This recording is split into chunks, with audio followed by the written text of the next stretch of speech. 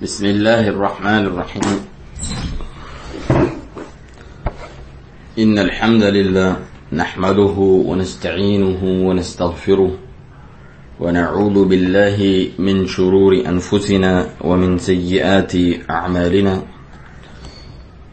من يهده الله فلا مضل له ومن يضلل فلا هادي له، وأشهد أن لا إله إلا الله وحده لا شريك له،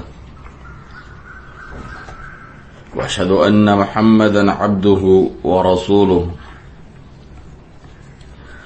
صلى الله عليه وعلى آله وصحبه وسلم تسليما كثيرا إلى يوم الدين، ثم أما بعد.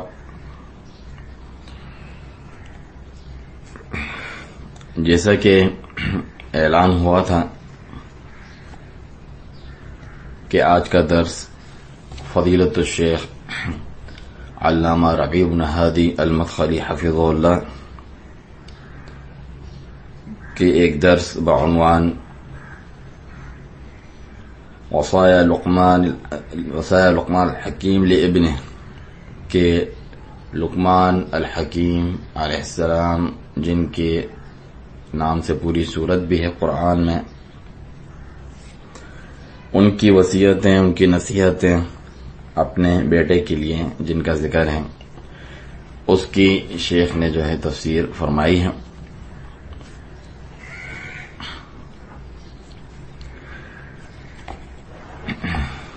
تو شیخ شروع فرماتے ہیں، بسم اللہ الرحمن الرحیم. قال اللہ تعالی،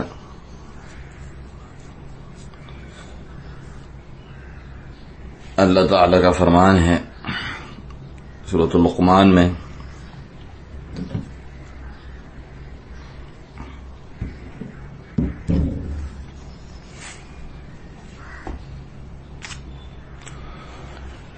وَإِذْ قَالَ لُقْمَانُ لِابْنِهِ وَهُوَ يَعِظُهُ يَا بُنَيَّ لَا تُشْرِكْ بِاللَّهِ،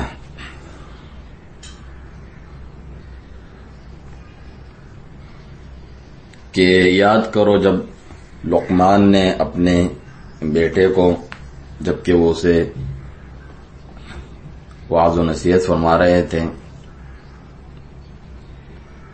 اس دوران یہ کہا کہ یا بنی لا تشرک باللہ، اے میرے پیارے بیٹے یا میرے چھوٹے بیٹے، اللہ تعالی کے ساتھ شرک مت کرنا. ان الشرک لظلم عظیم، بے شک شرک بہت ہی بڑا ظلم ہے. وَوَصَّيْنَا الْإِنسَانَ بِوَالِدَيْهِ حَمَلَتْهُ أُمُّهُ وَهْنًا عَلَى وَهْنٍ، ہم نے وصیت کی انسان کو اس کے والدین کے تعلق سے کہ اس کی ماں نے اسے کمزوری در کمزوری پر اپنے حمل میں اٹھائے رکھا. وَفِصَالُهُ فِي عَامَيْنِ، اور اس کا دودھ چھڑانا 2 سال میں. اشکر لی ولوالدیک الی المصیر، کہ تم شکر گزاری کرو میری بھی اور اپنے والدین کی بھی، اور میری طرف تم سب کو پلٹ کر آنا ہے. وَإِن جَاهَدَاكَ عَلَىٰ أَن تُشْرِكَ بِي مَا لَيْسَ لَكَ بِهِ عِلْمٍ، اگر وہ تجھ پہ زور ڈالیں، پریشرائز کریں کہ تو میرے ساتھ شریک کر ایسی چیز کو جس کا تجھے کچھ بھی علم نہیں، فلا تطعهما، تو اس چیز میں ان کی بات مت ماننا، ان کی پیروی نہ کرنا. وصاحبهما فی الدنیا معروفا، البتہ دنیا میں ان کے ساتھ اچھے طور پر چلنا. واتبع سبیل من اناب الی، اس کے راستے کی پیروی کرنا جو میری طرف رجوع لاتا ہے. ثم الی مرجعکم فانبئکم بما کنتم تعملون، پھر تم سب کو میری طرف لوٹ کر آنا ہے تو میں بتا دوں گا جو تم کیا کرتے تھے. یا بنی انها ان تک مثقال حبۃ من خردل، اے میرے پیارے بیٹے، بلا شبہ اگر کوئی رائی کے دانے کے برابر بھی چیز ہو، عمل ہو،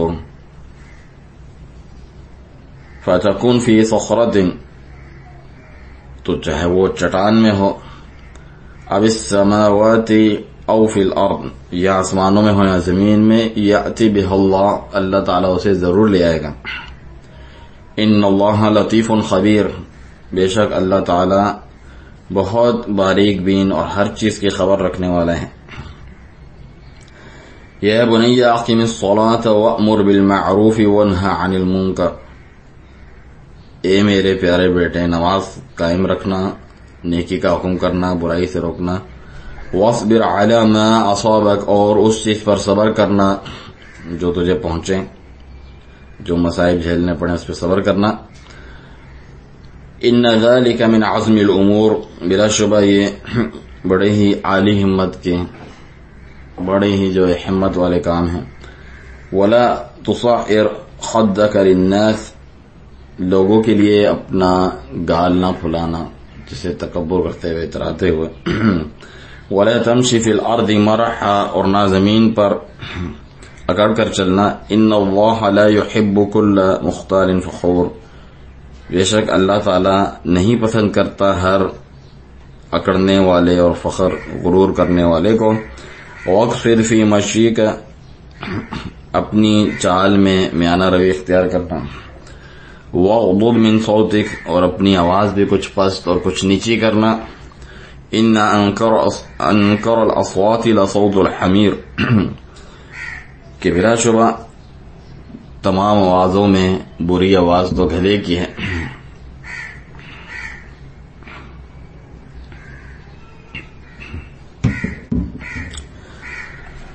تو یہ آیات ہیں، شیخ ربیع المدخلی حفظہ اللہ فرماتے ہیں کہ میں چاہتا ہوں کہ ہم ان عظیم آیات پر غور کریں کہ جن آیات نے جمع کر دیا ہے تمام چیزوں کو، عقیدہ ہو، عبادت ہو، اخلاق ہو، امر بالمعروف ہو، نہی عن المنکر ہو، تو یہ ان عظیم آیات میں سے ہیں کہ ہمیں چاہیے کہ ان پر غور و تدبر کریں اور ان سے استفادہ حاصل کریں، عقیدے کے اعتبار سے، عبادت کے اعتبار سے، اخلاق کے اعتبار سے، کیونکہ ہم علم اس لیے حاصل کرتے ہیں تاکہ اس پر عمل کریں اور اس کو اپنائیں اور عملی جامہ پہنائیں۔ جو کچھ ہم کتاب اللہ اور سنت رسول اللہ صلی اللہ علیہ وسلم اور آپ کی سیرت سے جانتے ہیں، اس کا علم حاصل کرتے ہیں۔ اللہ تبارک و تعالی نے اپنی نعمت ذکر کی لقمان علیہ السلام پر، اور لقمان کون ہے؟ لقمان الحکیم، جو کہ اس صفت کے ساتھ مشہور ہیں۔ کبھی بھی ان کا ذکر ہوتا ہے تو اس کے بغیر نہیں کیا جاتا کہ لقمان الحکیم، حکمت کی وجہ سے وہ مشہور تھے، کیونکہ اللہ تعالیٰ نے بھی اس بات کی جو ہے ان کے لیے گواہی دی ہے کہ اللہ تعالیٰ نے انہیں حکمت عطا کی تھی۔ تو جب اللہ نے آپ کو حکمت عطا کی تو انہیں چاہیے کہ اللہ کا شکر ادا کریں، اور اللہ تعالیٰ نے یہ قاعدہ ذکر فرما دیا خود اس صورت میں کہ ہم نے لقمان کو حکمت عطا کی کہ میرا شکر ادا کریں۔ پھر یہ قاعدہ ذکر فرمایا وَمَن یشکر فإنما یشکر لنفسہ، جو کوئی شکر ادا کرتا ہے تو وہ اپنے ہی بھلے کے لیے شکر ادا کرتا ہے، کیونکہ اس کا فائدہ لوٹ کر اسی کی طرف جاتا ہے۔ اللہ تعالیٰ تو غنی و حمید ہے، اللہ تعالیٰ جو ہے بے نیاز ہے اور قابل تعریف ہے ہر حال میں۔ اگر لوگ اس کی شکر گزاری کریں تو اپنے ہی فائدے کے لیے کرتے ہیں، اگر کفر کریں، ناشکری کریں تو اس کا وبال بھی انہی پر ہے۔ ان کا شکر کرنا اللہ تعالیٰ کو تو کوئی فائدہ نہیں پہنچاتا، اور نہ ہی ان کا انکار کرنا اور کفر کرنا اسے کوئی نقصان پہنچاتا ہے، جیسا کہ کئی بار یہ بات گزر چکی ہے، پہلے بھی شیخ نے جب تفسیر فرمائی تھی، اور ان میں سے وہ بھی ہیں جو ہم نے پہلے ذکر کی۔ واپس یہاں دہراتے ہیں کہ ابو ذر رضی اللہ عنہ کی حدیث صحیح مسلم میں ایک مشہور حدیث قدسی ہے، اس کا یہ ٹکڑا ہے جس کے شروع میں ہے کہ یا عبادی انی حرمت الظلم علی نفسی، کہ اے میرے بندوں میں نے ظلم کو اپنے پر حرام قرار دیا ہے۔ آگے مختلف الفاظ آتے ہیں حدیث کے، تو اس میں سے یہ بھی ہے کہ یا عبادی انکم لن تبلغوا ضری فتضرونی، کہ اے میرے بندو تم میرا کچھ بھی نہیں بگاڑ سکتے، نقصان پہنچانا چاہو تو کوئی نقصان نہیں پہنچا سکتے، کچھ نہیں بگاڑ سکتے۔ وَلَن تَبْلُغُوا نَفْعِي فَتَنْفَعُونِي، نہ ہی تم میں یہ سکت ہے کہ مجھے کوئی نفع پہنچاؤ۔ یہ دونوں چیزیں جو ہے ناپید ہیں، ناممکن ہیں۔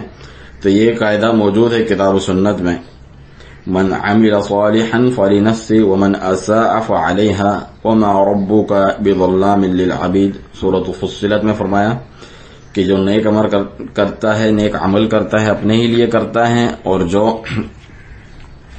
گناہ کرتا ہے اس کا وبال اسی پر ہے،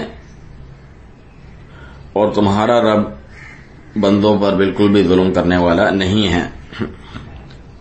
تو اللہ تعالیٰ نے لقمان علیہ السلام کی تعریف بیان فرمائی کہ بلا شبہ اللہ تعالیٰ نے آپ کو حکمت عطا کی تھی، اور یہ قاعدہ عظیم قاعدہ یہاں پر ذکر فرمایا۔ پھر ان بعد حکمتوں کا بھی ذکر کیا جو آپ کو عطا کی تھی اللہ تعالیٰ نے لقمان علیہ السلام کو، تو ان میں سے یہ وصیتیں ہیں۔ وَإِذْ قَالَ لُقْمَانُ لِابْنِهِ وَهُوَ يَعِظُهُ يَا بُنِيَّ لَا تُشْرِكْ بِاللَّهِ إِنَّ الشِّرْكَ لَظُلْمٌ عَظِيمٌ، کہ یاد کرو جب لقمان علیہ السلام نے اپنے بیٹے کو واعظ و نصیحت کرتے ہوئے یہ فرمایا کہ اے میرے پیارے بیٹے، اللہ تعالیٰ کے ساتھ ہرگز بھی شرک نہ کرنا، بلا شبہ شرک بہت ہی بڑا ظلم ہے۔ اور حکمت کا مطلب ہوتا ہے کسی بھی چیز کو اس کی اصل جگہ پر رکھنا، اس کے لائق مقام پر رکھنا۔ تو یہ لقمان علیہ السلام کی حکمتوں میں سے ہیں، اور ہر جو داعی ہے، جو حکیم داعی ہے، حکمت رکھنے والا، حکمت کے ہی ساتھ دعوت دینی چاہیے، تو تمام امور کو ان کے اپنے لائق مقام پر رکھتا ہے۔ جتنے بھی انبیاء کرام ہیں علیہم الصلاۃ والسلام، وہ سب کے سب علماء تھے، حکومات ہیں، اور امور کو ان کے لائق مقام پر رکھتے تھے، اور اسی اساس اور بنیاد پر اپنی دعوت میں پیش قدمی کرتے تھے، چلتے تھے۔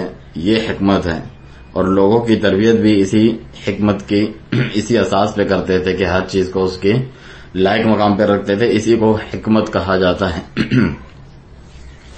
تو حکمت میں سے یہ ہے کہ آپ جو ہے اہم ترین بات سے، اہم ترین امور سے شروع کریں کام کو، دعوت کو، جیسا کہ معاذ رضی اللہ عنہ کی حدیث میں بھی ہیں، جو کہ رسول اللہ صلی اللہ علیہ وسلم کی طرف سے ایک کھلا بیان ہے منہج دعوت الی اللہ تبارک و تعالی کے تعلق سے۔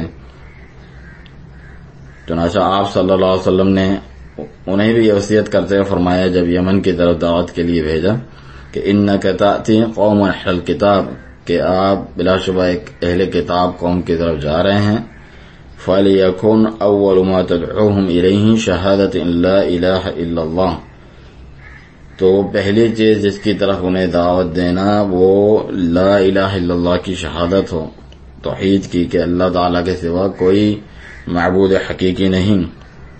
پھر اس کے بعد جو ہے نماز اور زکوٰۃ کا ذکر ہے۔ یہ مشہور حدیث ہے مسند احمد، صحیح بخاری و مسلم میں۔ تو اسی طرح لقمان علیہ السلام نے اپنے بیٹے کو توحید کی جانب دعوت دی اور شرک سے منع کیا۔ پھر اس کے بعد جو ہے انہیں حکم دیا نماز کا اور نیکی کا حکم کرنے، برائی سے روکنے کا۔ تو یہ دلائل میں سے ہیں جو دلالت کرتے ہیں آپ کی حکمت پر۔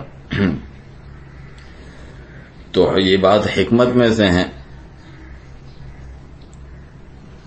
کہ آپ جو ہے منہج الانبیاء پر چلیں اپنی دعوت میں، لوگوں کو دعوت دینے میں بھی، ان کی تربیت کرنے میں بھی، اللہ کے دین پر جو تربیت کی جاتی ہے کہ جو اہم چیز ہو پھر جو اس کے بعد اہم چیز ہو، اس طرح ترتیب سے چلتی ہے دعوت۔ تو یہ حکمت میں سے ہے، جو یہ اپناتا ہے وہ حکمت پر چلتا ہے۔ تو بلا شبہ جو عقیدہ ہے اور توحید ہے اور لوگوں کی عقلوں کو، ان کے معاشروں کو شرک سے پاک کرنا ہے، یہ وہ مضبوط اساس ہے، اصل اصیل ہے کہ جائز نہیں کسی کے لیے کہ اسے چھوڑ کر کسی اور چیز سے اپنی دعوت کو شروع کرے. جو اس منہج سے تجاوز کرتے ہیں، اپنی طرف سے مناہج بناتے ہیں، اختراع کرتے ہیں جو اس منہج کے مخالف ہیں، تو وہ یقیناً صحیح راہ سے بھٹک جاتے ہیں.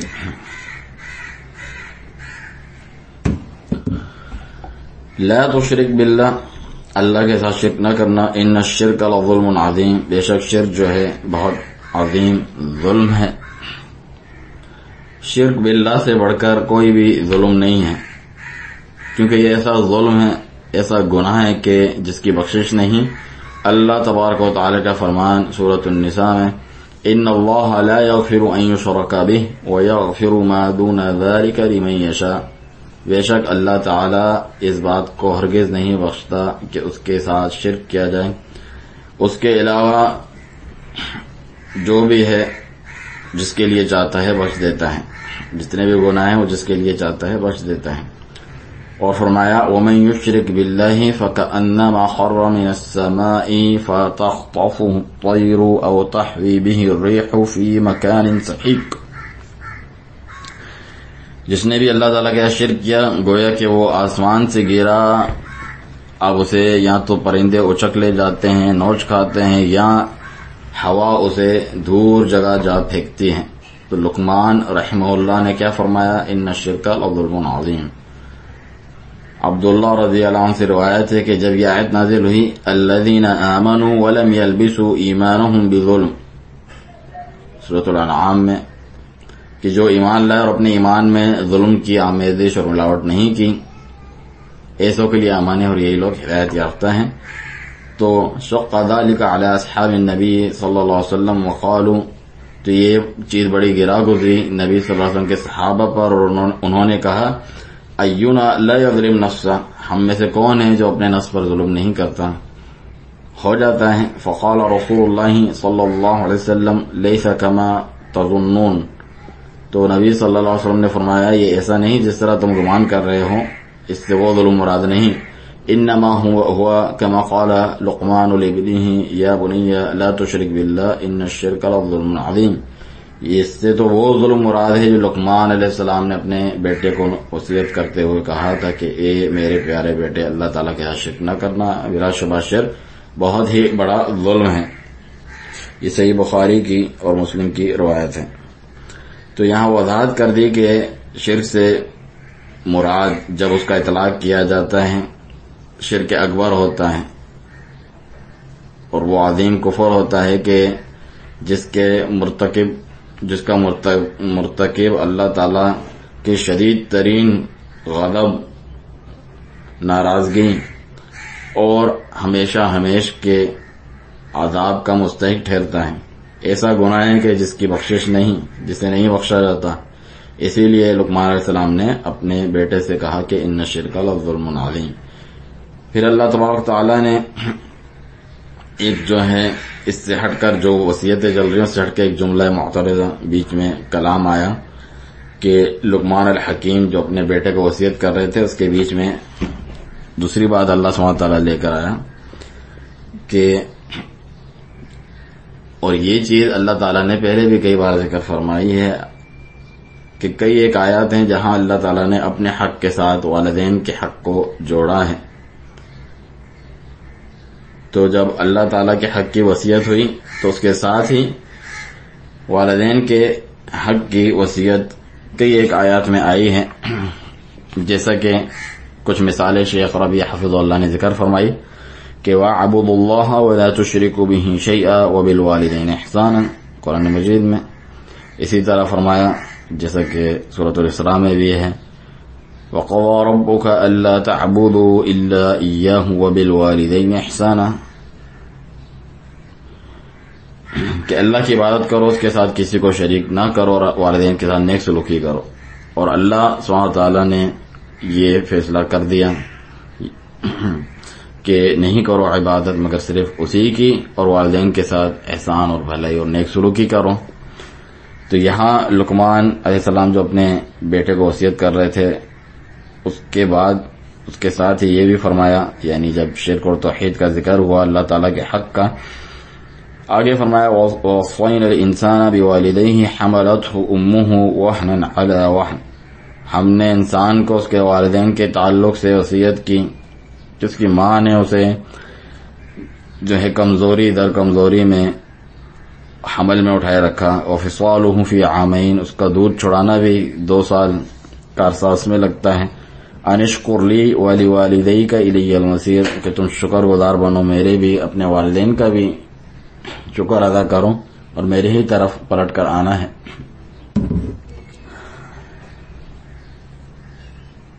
تو انہیں وصیت کی والدین کے حق کے تعلق سے کہ ان کے ساتھ نیک سلوک کیا جائے، احسان کیا جائے، اور ان اسباب کا بھی ذکر کیا جو اس پر اس چیز کو حتمی طور پر واجب قرار دیتے ہیں کہ وہ ان کے ساتھ یہ نیک سلوک ہی کرے، ان کے حق کو جانے مانے ادا کریں۔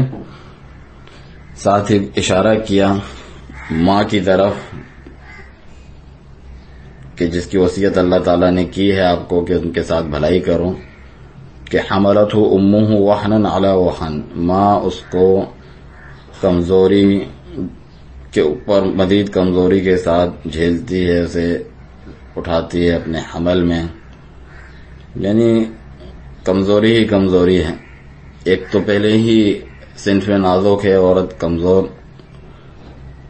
ساتھ ہی اس پر جو ہے تکالیف کی جو ہے مزید بڑھ جاتی ہیں، حمل کی، اور جتنی مشکلات اس میں آتی ہیں، مشقتیں آتی ہیں، طبیعت خراب ہوتی ہے، متلی ہوتی ہیں، چکر آتے ہیں، مروڑ پڑتے ہیں، مختلف جو ہے چیزیں جو پسند ہوا کرتی تھی اب نہیں ہوتی، کریونگز ہوتی ہیں مختلف، اور کچھ چیزیں اچھی لگنے لگتی ہیں، یعنی طبیعت مکمل طریقے سے بدل جاتی ہے اور اس سے تکلیف ہوتی ہے، مشقتیں اٹھانی پڑتی ہیں۔ تو یہ تو حمل کے دوران ہے، اور اس کے بعد جو وضع حمل ہے، جب اس جو ہے بچے کو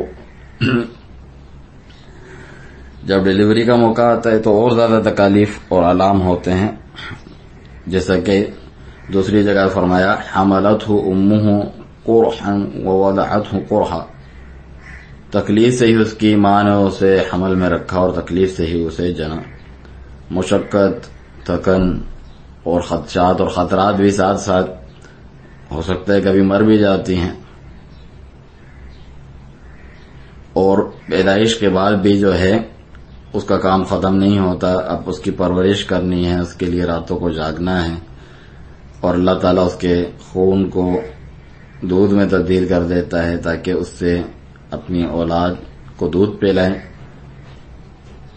اور سب سے بہترین چیز بچے کی پرورش کے لیے، اس کی نشو و نما کے لیے، اس کے جسم کے نشو و نما کے لیے یہ ہے کہ اپنی ماں کے دودھ پر وہ فیڈ لے اور اس پہ پلے۔ چنانچہ حمل اور ولادت، حمل بھی جو ہے تکلیف میں اور کمزوری میں اور مشقتوں میں، اور ولادت کا بھی وہی حال ہے۔ تو ان تمام جو ہے تربیت، پرورش اور اہتمام کرنے کے باوجود، اور راتوں کو جاگنے، تھکن، رونے اور آلام و تکالیف کے ہونے کے وجہ سے تمہیں چاہیے کہ ان کا اس طریقے سے احسان چکاؤ اور بدلہ دو جو پورا نہیں دے سکتا۔ اس کے باوجود اللہ تعالیٰ نے فرمایا کہ اپنے حقوق کے ساتھ، اپنے شکر گزاری کے ساتھ ان کی شکر گزاری کا بھی حکم دیا، اس کو ساتھ ذکر فرمایا ہے اللہ سبحانہ تعالیٰ نے، ان اشکر لی ولوالدیک الی المصیر، کہ تم میری شکر گزاری کرو اور والدین کی بھی میری طرف لوٹ کر آنا ہے۔ اگر تم اللہ تعالیٰ کے حق کو ادا نہیں کرتے اور والدین کی جو ہے شکر گزاری نہیں کرتے تو اللہ تعالیٰ ان قریب تمہیں عذاب میں مبتلا کرے گا، تم سے بدلہ لے گا کہ تم اس کے حق اور والدین کے حق کی ادائیگی نہیں کی، یا اس میں کمی کوتاہی اور تقصیر کی، دونوں صورتوں میں۔ اسی لیے فرمایا الی المصیر، میری طرف ہی پلٹ کر آنا ہے، دیکھا جائے گا۔ یہ وعید ہے یعنی اللہ تعالیٰ کی طرف سے کہ ان قریب تمہارا حساب بھی لیا جائے گا، محاسبہ کیا جائے گا، جو کچھ اس زندگی میں آگے بھیج کر آئے ہوں، کیا اللہ تعالیٰ کا شکر ادا کیا؟ کیا اللہ تعالیٰ نے شریعت میں جو واجبات قرار دیے تھے انہیں ادا کیا؟ اور ان میں سے سب سے اہم اللہ تعالیٰ کا حق ہے، اس کے رسول کا حق ہے، پھر والدین کا حق ہے۔ والدین کا حق ہے، اللہ تعالیٰ کی قسم پیچھے حساب آپ کو دینا ہے۔ اگر آپ نے اپنے والدین کے ساتھ اچھا سلوک نہیں کیا،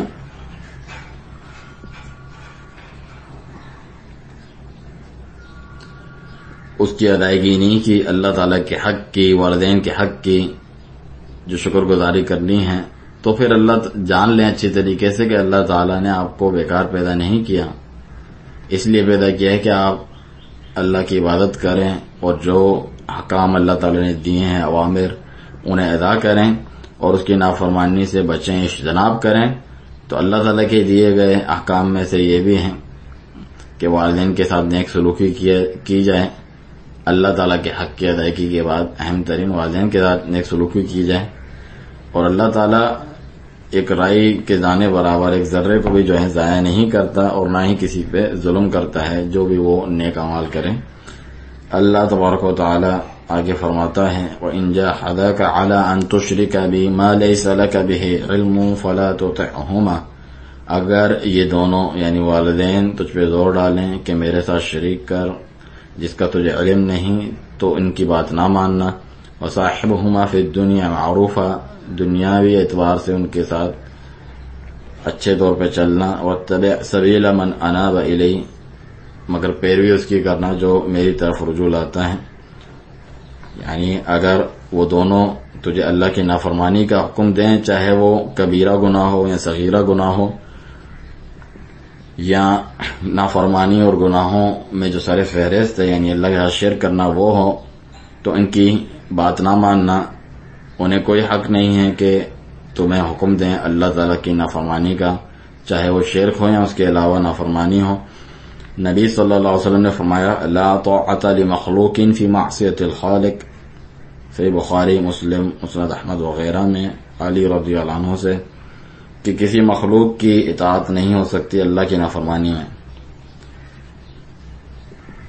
اگر وہ تمہاری مدد اور اعانت کریں اللہ کی اطاعت میں اور جو ہے رہنمائی کریں تمہاری اور صحیح طور پہ تربیت کریں، تو اس کا انہیں اجر ملے گا۔ لیکن اگر وہ صحیح راہ سے منحرف ہوں اور تم پہ زور دیں کہ تمہیں اللہ تعالیٰ کے ساتھ شرک کرنے میں مبتلا کرنا چاہیں کہ تو اس میں مبتلا ہو جائے، تو پھر ان دونوں کی اس چیز میں کوئی اطاعت نہیں ہے۔ لیکن اس کے باوجود ان کے ساتھ نیک سلوکی کا جو حق ہے وہ ساکت نہیں ہو جاتا، اگرچہ وہ تجھ پہ زور دیں، تجھے اذیتیں دیں کہ تو اللہ کے ساتھ کفر کر، اس کے باوجود ان کے حق کو نہیں بھلانا۔ اللہ سبحانہ وتعالیٰ نے یہ بھی فرما دیا وَصَاحِبْهُمَا فِي الدُّنْيَا مَعْرُوفًا، دنیا میں ان کے ساتھ نیک سلوکی کرتے رہنا، یعنی اچھا سلوک کرنا، نیکی کرنا، اچھا برتاؤ کرنا، ان پر خرچ کرنا، اگرچہ وہ دونوں کافر ہوں، ان کی فرمانبرداری بھی کرنا، اللہ کی نافرمانی سے ہٹ کر، اللہ کی نافرمانی کے علاوہ جو کام ہے ان میں ان کی خدمت کرنا، اور جو مطالبے وہ تم سے کریں انہیں پورا کرنا، انہیں ادا کرنا، تو یہ معروف میں سے ہیں۔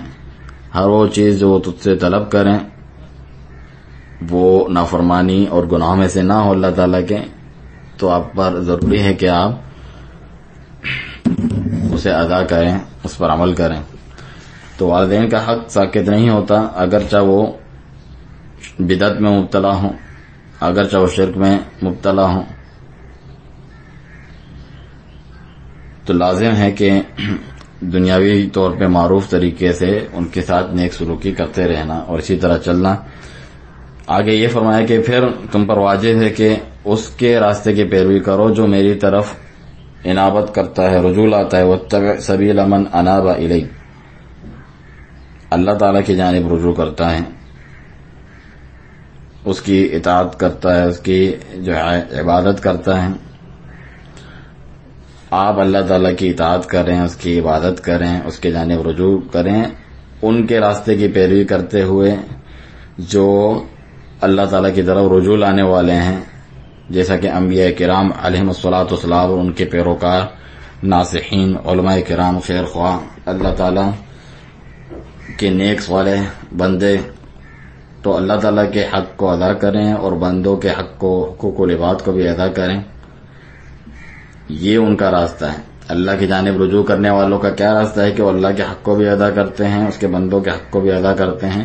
تو تمہیں ان کے راستوں کی پیروی کرنی چاہیے. تمہیں بھی اللہ تعالیٰ کے حقوق کو ادا کرنا چاہیے اور مخلوق کے حقوق کو بھی ادا کرنا چاہیے.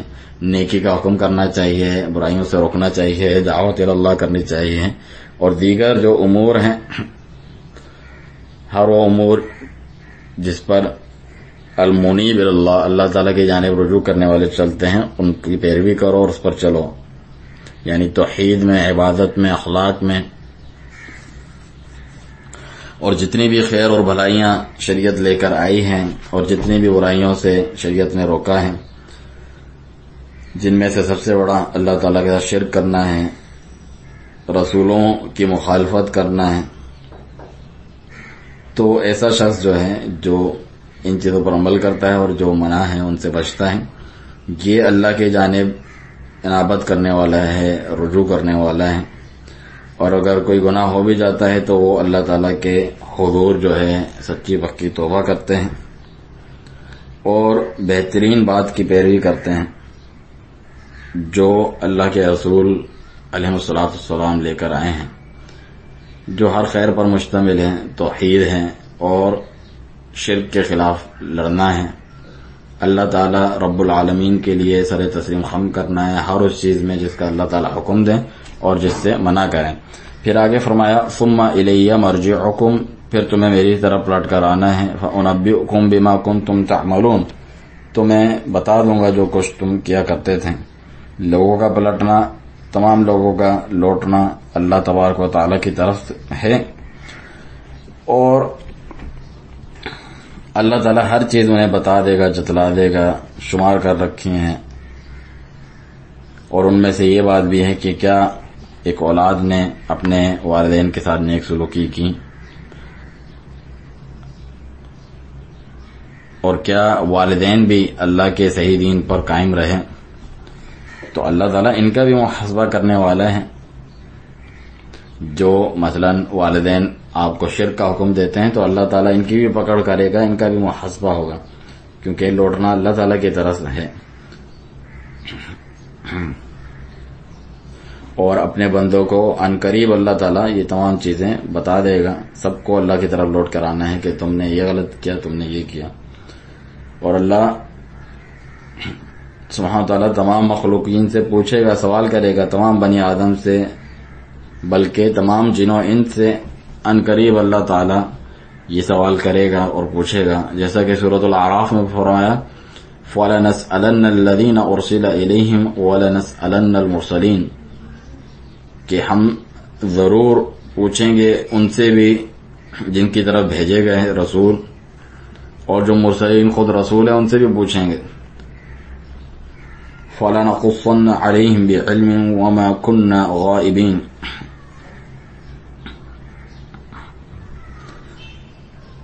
اور ہم انہیں جو ہے بیان سارا قصہ کھول کر سنا دیں گے، بیان کر دیں گے پورے جو ہے علم کی روشنی میں.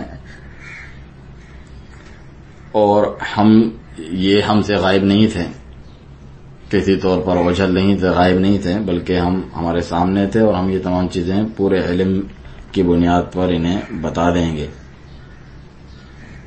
تو وہاں اللہ تعالی ترازو قائم فرمائے گا، موازین قائم فرمائے گا، جس سے بندوں کے اعمال کا وزن کیا جائے گا. اگر خیر ہے تو خیر، اگر شر ہے تو شر، اس کو نتیجہ ملے گا. یہاں تک کہ ذرے ذرے کا حساب ہوگا، اتنا دقیق، اتنا باریک حساب. اور اللہ تعالیٰ نے جتنے بھی چاہے ذرات ہیں ان کا احاطہ کیا ہوا ہے، اعمال صالحہ ہوں یا سیئہ برے اعمال ہوں. فَأُنَبِّئُكُم بِمَا كُنتُمْ تَعْمَلُونَ، تو تمہیں بتا دے گا جو کچھ تم کیا کرتے تھے. اعمال ہوں، عقائد ہوں، صحیح عقیدہ ہو وہ میزان حسنات میں ہوگا، اور برے عقیدے ہوں تو وہ برائیوں کے میزان میں ہوگا. اور نیک اعمال جو ہیں وہ حسنات اور نیکیوں کے پلڑے میں ہوں گے. اور جو برے اعمال ہیں وہ برائیوں کے پلڑے میں ہوں گے. اور اللہ تعالیٰ ہر ایک کو اس کی کتاب دے گا، یا داہنے ہاتھ میں یا بائیں ہاتھ میں، جیسا کہ سورۃ الحاقہ میں فرمایا فَأَمَّا مَنْ أُوتِيَ كِتَابَهُ بِيَمِينِهِ فَيَقُولُ هَاؤُمُ اقْرَءُوا كِتَابِيَهْ. بس جسے اس کی کتاب داہنے ہاتھ میں دی جائے گی تو وہ کہے گا لوگوں کو بھی کہ لو جی میری کتاب پڑھو خوش ہو کر. انی ظننت انی ملاق حسابیہ، مجھے تو پورا یقین تھا کہ میں اپنے حساب سے ملنے والا ہوں، یہ ملاقات ہوگی. فہو فی عیشۃ راضیہ، تو وہ من بھاتی زندگی میں ہوگا.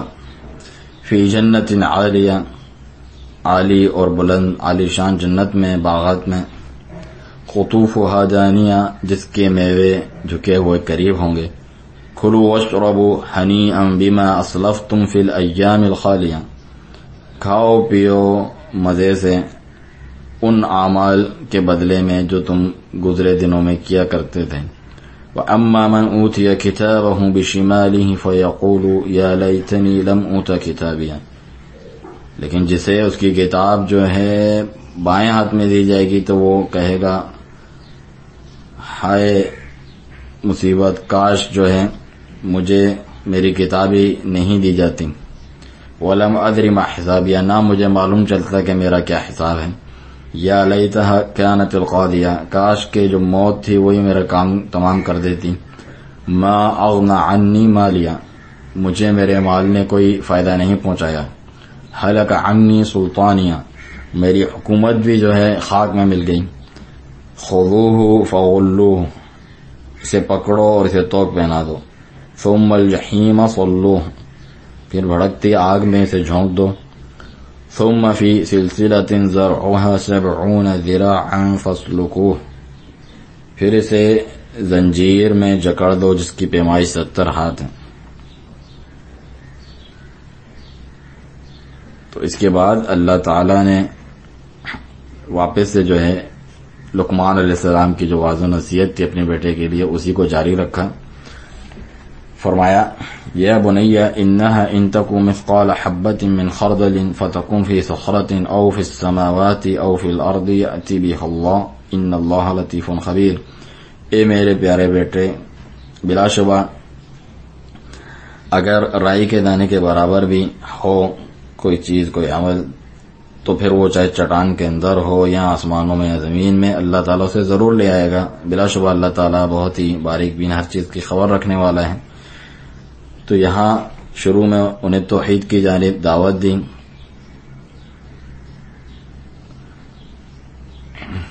اور اس بات کی وضاحت کی کہ اللہ تعالیٰ کا علم کتنا وسیع ہے، اور اللہ تعالیٰ کی عظمت اور قدرت کی نشانیاں ذکر کی کہ اللہ تعالیٰ کا علم ایسا ہے کہ اس نے ہر چیز کو اپنے احاطے میں لیا ہوا ہے، آسمانوں میں ہو یا زمین میں. اور اللہ تعالیٰ سے رائی کے دانے برابر، ذرے برابر، اس سے بھی کم کوئی بھی چیز آسمانوں میں ہو یا زمین میں، نہ اس سے بڑی نہ چھوٹی، اوجھل نہیں ہے، اور وہ کتاب مبین میں لکھ بھی دی گئی ہے. تو یہ وہ علم ہے جو اللہ تعالیٰ نے اپنے انبیاء کرام کو بتایا، اپنے تعلق سے جو معرفت دی. تمام انبیاء یہ بات اچھی طرح سے جانتے ہیں اور لوگوں کو اس کی تلقین کرتے ہیں ان عقائد کی کہ اللہ تعالیٰ کا علم کتنا عظیم اور وسیع ہے. اور لقمان علیہ السلام نے بھی جو ہے یہ پچھلی نبوتوں سے جن کی وہ پیروی کرتے ہیں اس سے یہ علم حاصل کیا. اور یہ بات ذکر کی جاتی ہے کہ آپ جو ہے داؤد علیہ السلام کے زمانے کے ہیں، اور ان سے پہلے آپ جانتے ہیں کہ صالح، ابراہیم، موسیٰ، اور موسیٰ علیہ السلام کے بعد داؤد علیہ السلام آئے ہیں. یہ جتنے پیغمبر پہلے گزر چکے ہیں تو یہ جو امور ہیں ان کے پاس موجود ہوا کرتے تھے، توحید کا حکم اور اللہ تعالیٰ کی صفات کمال کا ذکر. اور ان میں سے یہ بھی ہے کہ اللہ تعالیٰ کو ہر چیز پر قدرت حاصل ہے، اور کوئی چیز آسمان و زمین میں چھوٹی ہو یا بڑی اللہ تعالیٰ سے اوجھل نہیں ہے، نہ اس کو عاجز کر سکتی ہے نہ اسے ہرا سکتی ہے. سورۃ یاسین میں فرمایا انما امرہ اذا اراد شیئا ان یقول له کن فیکون، کہ اللہ کا حکم تو یہی ہوتا ہے، اس کا حکم تو یہی ہوتا ہے کہ جب وہ کسی چیز کا ارادہ کرتا ہے تو بس اسے کہتا ہے ہو جا، تو وہ ہو جاتی ہے آنن فانن۔ اور اللہ تعالیٰ نے ہر چیز کو اپنے علم سے گھیر رکھا ہے، اور اس کے جو بندے ہیں اس کے علم میں سے کسی چیز کا احاطہ نہیں کر سکتے مگر جس قدر اللہ تعالیٰ چاہے۔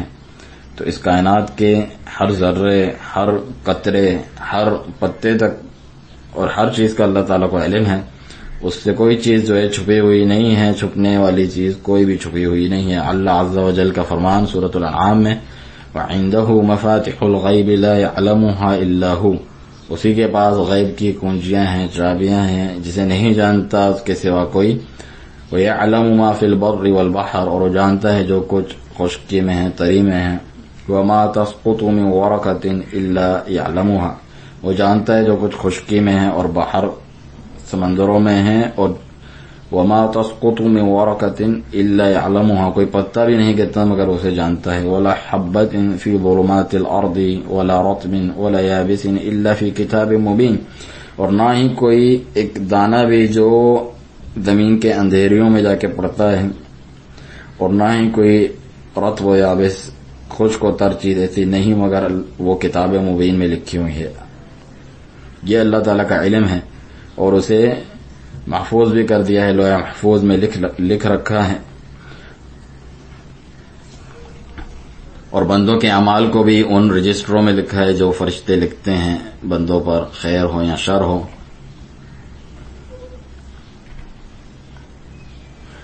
اور اللہ تعالیٰ کی قسم، اللہ تعالیٰ نے اس لیے نہیں لکھا ہے لکھوایا کہ اللہ تعالیٰ بھول جاتا ہے، اللہ تعالیٰ تو اس سے پاک اور بلند اور منزہ ہے۔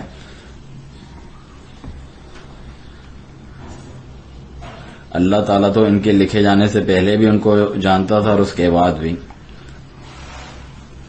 جتنے بھی ایک سیکنڈ، ایک لحظات میں سے ایک لحظہ بھی ایسا نہیں ہے کہ اللہ تعالیٰ سے آسمان و زمین میں کوئی چیز غائب ہو یا اسے نہ جانتا ہو۔ یہ جتنے پہاڑ ہیں، یہ جتنے ریتیاں ہیں، یہ جتنے قطرات ہیں، جتنے بڑے سمندر اور بحار ہیں اپنی موجوں کے ساتھ، اپنے قطروں کے ساتھ، اور جو اس میں حیوانات ہیں، مخلوقات ہیں، اللہ تعالیٰ ان تمام کی کلیات اور جزیات، چھوٹی ہوں بڑی ہوں، ہر چیز کو جانتا ہے، ہر چیز کو اپنے علم سے احاطہ کیے ہوئے ہیں۔ تو یہ وہ عقیدہ ہے جس کی تلقین لقمان علیہ السلام نے اپنے بیٹے کو کی کہ یا بنی انها ان تق مثقال حبۃ من خردل فتكن في صخرہ، کہ اے میرے پیارے بیٹے، اگر ایک رائی کے دانے کے برابر بھی ہو اور وہ چٹان میں ہو، چٹان آپ سمجھتے ہیں، ایسی چٹان جو بالکل جو ہے مضبوط اور ٹھوس اور قوی اور متین ہے، کوئی ایسی راہ ہی نہیں اس کے اندر جانے، اس کے اندر کی بات کو معلوم کرنے کی، لیکن اللہ تعالیٰ اسے بھی جانتا ہے، اور اس میں سے بھی جو ہے رائی کے دانے برابر کوئی چیز ہو اس چٹان سے نکال لائے گا، اور اس پر اس کا جو ہے حساب لے گا، جس نے وہ کام کیا ہے، جو گناہ کیا ہے، برائی کی ہے۔ اور اگر کوئی نیکی ہے تو وہ بھی اللہ تعالیٰ سے جو ہے وہ ضائع نہیں ہوتی ہے، جیسا کہ اللہ سبحانہ وتعالیٰ کا فرمان ہے سورۃ النساء میں ان اللہ لا یظلم مثقال ذرہ، بے شک اللہ تعالیٰ ذرے برابر بھی ظلم نہیں کرتا۔ وَإِن تَكُ حَسَنَةً يُضَاعِفْهَا وَيُؤْتِ مِن لَّدُنْهُ أَجْرًا عَظِيمًا، اور اگر کوئی نیکی بھی ہوگی تو اس کو بڑا چڑھا کر اللہ سبحانہ تعالیٰ اپنی طرف سے جو ہے دیتا ہے اور اجر عظیم عطا فرماتا ہے۔ یا بنی انہا ان تک مثقال حبۃ من خردل، یعنی دقیق ترین چیز جس کا کوئی وزن ہی نہیں ہے، اللہ سبحانہ تعالیٰ اسے بھی جانتا ہے، اور اس کے وزن کو بھی جانتا ہے، اس کی مقدار کو بھی جانتا ہے، اور وہ آسمانوں میں کہاں ہیں، یا سمندروں کی گہرائیوں میں ہیں، یا کسی چٹانوں میں سے چٹان کے اندر ہیں۔ بعض لوگ کہتے ہیں کہ وہ چٹان جو زمینوں کے اندر ہیں، لیکن ظاہر بات بالکل عام ہے، یعنی کوئی بھی چٹانوں میں سے چٹان ہو، اس میں مبالغہ ہے اللہ تعالیٰ کے علم کی گہرائی، نفوذ کا کہ کہاں کہاں تک وہ پہنچتا ہے، اور اللہ سبحانہ تعالیٰ کی قدرت کا، وہ یہ کہ کوئی بھی چیز اللہ تعالیٰ کو عاجز نہیں کر سکتی، نہ ہی ذرہ برابر کوئی چیز اس سے اوجھل ہے، اس سے چھپی ہوئی ہے۔ تو یہ عظیم عقیدہ ہے، ضروری ہے کہ ایک مسلمان اسے ہمیشہ اپنے سامنے رکھے، اپنے زندگی کے ہر لحظہ یہ بات اس کے دل میں جاگزین ہو، اس بات کو مستحضر سامنے رکھے اپنے ہمیشہ کہ اللہ تعالیٰ اس پر مطلع ہیں اور اس کا احاطہ کیے ہوئے ہیں، اسے دیکھ رہا ہے، اس کا رقیب ہے اور جانتا ہے اس کی ہر حرکت کو اور قادر ہے ہر چیز کے اوپر۔ یہ عظیم عقیدہ ہے، واجب ہے ایک مسلمان پر کہ اسے ملحوظ رکھے اور ہمیشہ اپنے نظروں کے سامنے رکھے، اپنے دل میں اس کا خیال رکھے۔ اسی لیے لقمان علیہ السلام نے اپنے بیٹے کو سب سے پہلے دعوت دی کہ شرک کو چھوڑے، اس سے منع کیا، جس کا مطلب یہ ہے کہ ان کو توحید کا حکم دیا، پھر شرک کی خطرناکی بیان کی کہ ان الشرک لظلم عظیم، پھر اس کے ساتھ ہی اللہ تعالیٰ کی عظمت ذکر فرمائی کہ جو سفہاء ہیں، بیوقوف لوگ، کہیں اس کے برابر والے مقرر نہ کر دیں اللہ تعالیٰ کے جو اتنی عظیم ذات ہے۔ تو یہ اللہ تعالیٰ کی بعض صفات کمال یہاں پر ذکر ہوئی، ورنہ تو اللہ تعالیٰ کے اسماء حسنی ایسے ہیں کہ جس کا احاطہ نہیں کیا جا سکتا، جیسا کہ خود نبی رحمت صلی اللہ علیہ وسلم نے اس کی خبر دی۔ صحیح مسلم میں عائشہ رضی اللہ عنہ سے روایت ہے کہ یہ دعا فرماتے، لا احصی ثناء علیک انت کما ثنیت علی نفسک، میں تیری تعریف شمار نہیں کر سکتا، تو ایسا ہی ہے جس طرح تو نے خود اپنی تعریف فرمائی ہے۔ اور رسول علیہ الصلوۃ والسلام نے یہ خبر دی اپنے رب سے مناجات کرتے ہوئے کہ اللہ تعالیٰ کے ایسے بھی اسماء اور نام ہیں کہ جسے وہ اپنے بندوں میں سے سکھا دیتا ہے جسے چاہتا ہے، اور بعض ایسے ہیں کہ جسے اپنے پاس صیغہ راز میں رکھتا ہے اللہ سبحانہ تعالیٰ۔ چنانچہ دعاؤں میں سے ایک دعا یہ بھی ہے جو کہ مسند احمد ابن حبان وغیرہ میں عبداللہ بن مسعود رضی اللہ عنہ سے ہیں، اور شیخ البانی نے اسے صحیح قرار دیا ہے کہ اسألک بکل اسم ہوا لک، میں تجھ سے سوال کرتا ہوں تیرے ہر اس نام کے واسطے سے جو تیرا ہے، سمیت بہ نفسک، جس سے تو نے خود اپنے آپ کو موسوم کیا، اور علمتہ احدا من خلقک، یا اپنی مخلوق میں سے کسی کو سکھایا، اس کی تعلیم دی، او انزلتہ فی کتابک، یا اپنی کتاب میں اسے نازل کیا، او استأثرت بہ فی علم الغیب عندک، یا اسے تو نے اپنے ہی پاس صیغہ راز میں علم غیب میں رکھا ہے۔ تو یہ جو دو صفات ہیں اللہ تعالیٰ کی صفات میں سے، القدرۃ علی کل شیء، ہر چیز پر قدرت رکھنا، والعلم المحیط بکل شیء، اور ایسا علم محیط جو ہر چیز کو گھیرے ہوئے ہیں، ہر چیز کا علم ہے اللہ تعالیٰ کو ذرے ذرے کا۔ تو ان دو کے تعلق سے مسلمان پر یہ واجب ہے کہ ان دونوں صفات سے کبھی بھی غافل نہ ہو، علم محیط اور قدرت شاملہ۔ اس کے علاوہ بھی جتنے اللہ تعالیٰ کے پیارے نام اور صفات کمال ہیں ان کو اپنے دل و جان میں جو ہے ہمیشہ حاضر رکھیں، انہیں یاد رکھیں۔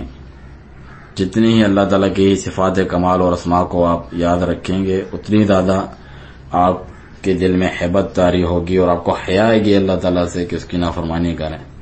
اس کی تعظیم اور اجلال آپ کے دل میں بیٹھے گا، خوف اور رغبت، امید اور رحبت اور ڈر پیدا ہوگا، جس قدر آپ اللہ تعالیٰ کے اسماء حسنی اور صفات عالیہ کو جو ہے ہمیشہ سامنے رکھیں گے، یاد رکھیں گے، اسی قدر آپ کو یہ جو ہے یہ پاکیزہ جذبات آپ کے اندر پیدا ہوں گے اور یہ اچھی تبدیلیاں آپ کے اندر آئیں گی، اور جو معزز اثرات اور پاکیزہ اثرات اس کے ہیں وہ آپ اپنے زندگی میں محسوس کریں گے۔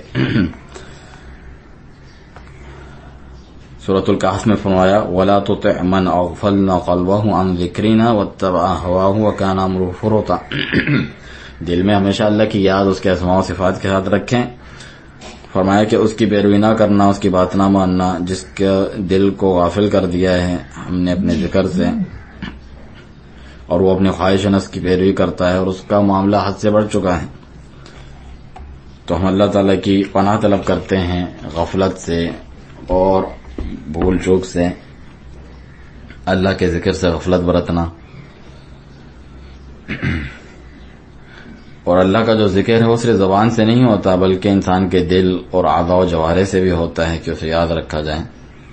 چنانچہ اس سے ڈریں اور بچیں کہ آپ غفلت میں مبتلا ہوں. ہمیشہ اللہ تعالیٰ کی عظمت و جلالت کو اپنے سامنے رکھیں، اس کی قدرت، اس کے علم کو، اس کی ہر چیز سے مطلع ہونے کی صفت کو، اور اس کے عدل و انصاف کو، اس کے احسان و کرم کو.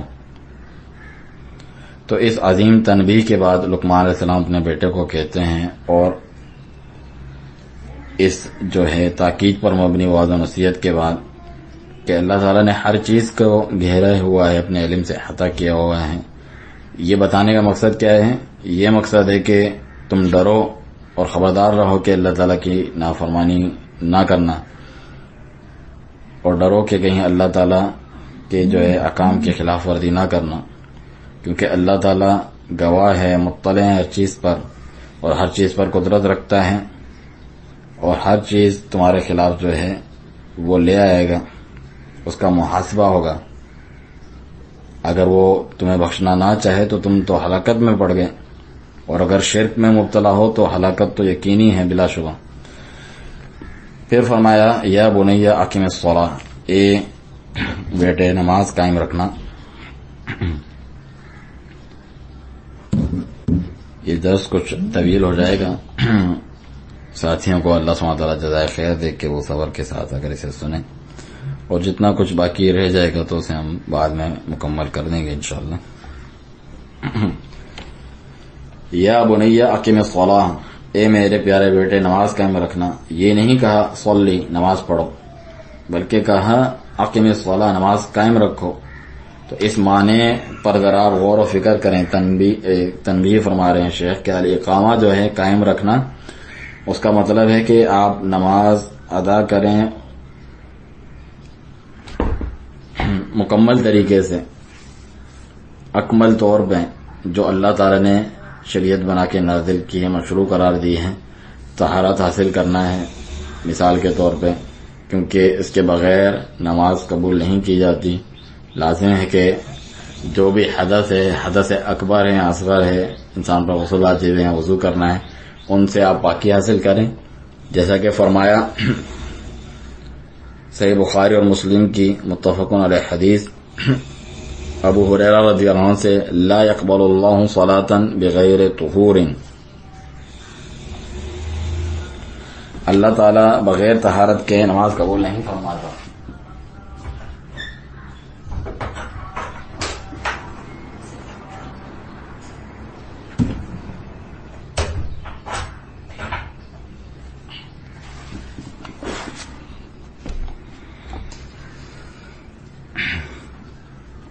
تو لازم ہے کہ طہارت حاصل کی جائے حدث اصغر و اکبر سے، اور لازم ہے کہ جو ہے ستر پوشی کی جائے، استقبال قبلہ رخ ہوا جائے. اور ایسے ارکان ہیں کہ جن کو ادا کرنا لازم ہے، تکبیر تحریمہ سے لے کے سلام پھیرنے تک لازم ہے کہ انہیں آپ ادا کریں. اپنی نماز کو اللہ کی تکبیر سے، اس کی تعظیم سے شروع کریں اور کہیں اللہ اکبر، اللہ تعالیٰ سب سے بڑا ہے. پھر سورۃ الفاتحہ پڑھیں، یہ بھی لازم ہے، کیونکہ صحیح بخاری مسلم کی روایت ہے عبادہ بن صامت رضی اللہ عنہ سے، لا صلاۃ لمن لم یقرأ بفاتحۃ الکتاب، اس کی نماز ہی نہیں جس نے فاتحۃ الکتاب سورہ فاتحہ نہ پڑھی اپنی نماز میں. پھر رکوع کریں، یہاں تک کہ رکوع میں مکمل اطمینان حاصل کریں. اگر آپ اطمینان حاصل نہیں کرتے تو آپ کی نماز درست نہیں ہے. لازم ہے کہ طمانینت ہو، اطمینان ہو، سکون ہو.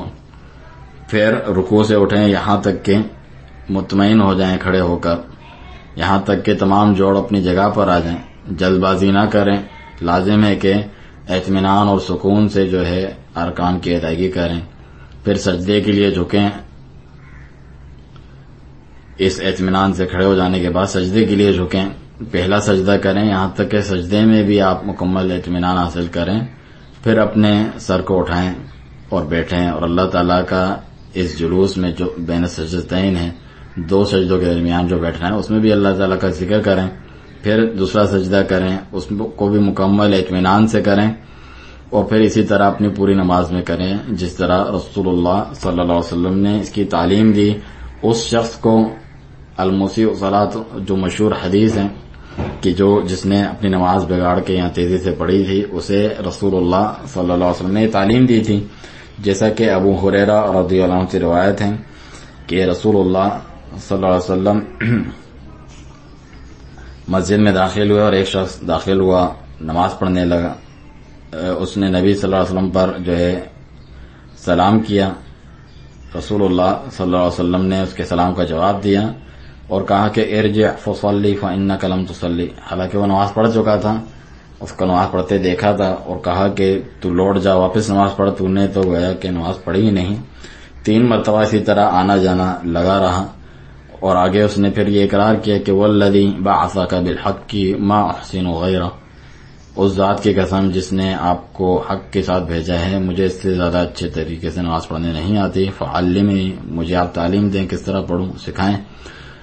تو رسول اللہ صلی اللہ علیہ وسلم نے فرمایا اذا قمت الى الصلاة فکبر، جب تم نماز کے لیے کھڑے ہو تو تکبیر کہو، ثم اقرأ ما تيسر معك من القرآن، پھر جو قرآن میں سے تیرے پاس میسر ہے اسے پڑھ جو یاد ہے، ثم ارکع حتى تطمئن راکعا، پھر رکوع کر یہاں تک کہ رکوع میں مکمل اطمینان حاصل کر، ثم ارفع حتى تعدل قائما، پھر رکوع سے کھڑا ہو یہاں تک کہ مکمل اعتدال کے ساتھ، سکون کے ساتھ، اطمینان کے ساتھ کھڑے ہو جا، ثم اسجد حتى تطمئن ساجدا، پھر سجدہ کر یہاں تک کہ مکمل اطمینان کے ساتھ سجدہ کر، ثم ارفع حتى تطمئن جالسا، پھر بیٹھ جا جہاں تک کہ مکمل اطمینان سے بیٹھ جا، وافعل ذلك في صلاتك كلها، اور اسی طرح اپنی پوری نماز میں کرتے رہنا۔ اور رسول اللہ صلی اللہ علیہ وسلم کا یہ فرمانا اقرأ ما تيسر معك من القرآن، قرآن میں سے جتنا تیرے لیے آسان ہو یا مؤثر ہو اتنا پڑھ۔ یہ نبی صلی اللہ علیہ وسلم کے اس قول کی وضاحت ہے کہ لا صلاۃ لمن لم يقرأ بفاتحة الکتاب، اس کی نماز نہیں جو اپنی نماز میں سورہ فاتحہ نہیں پڑھتا۔ لیکن جو بعض مذاہب ہیں جیسے کہ حنفی مذہب ہیں، وہ اس قول کو پکڑ کے بیٹھ جاتے ہیں کہ اقرأ ما تيسر معك من القرآن، قرآن میں سے جتنا میسر ہے تو پڑھ۔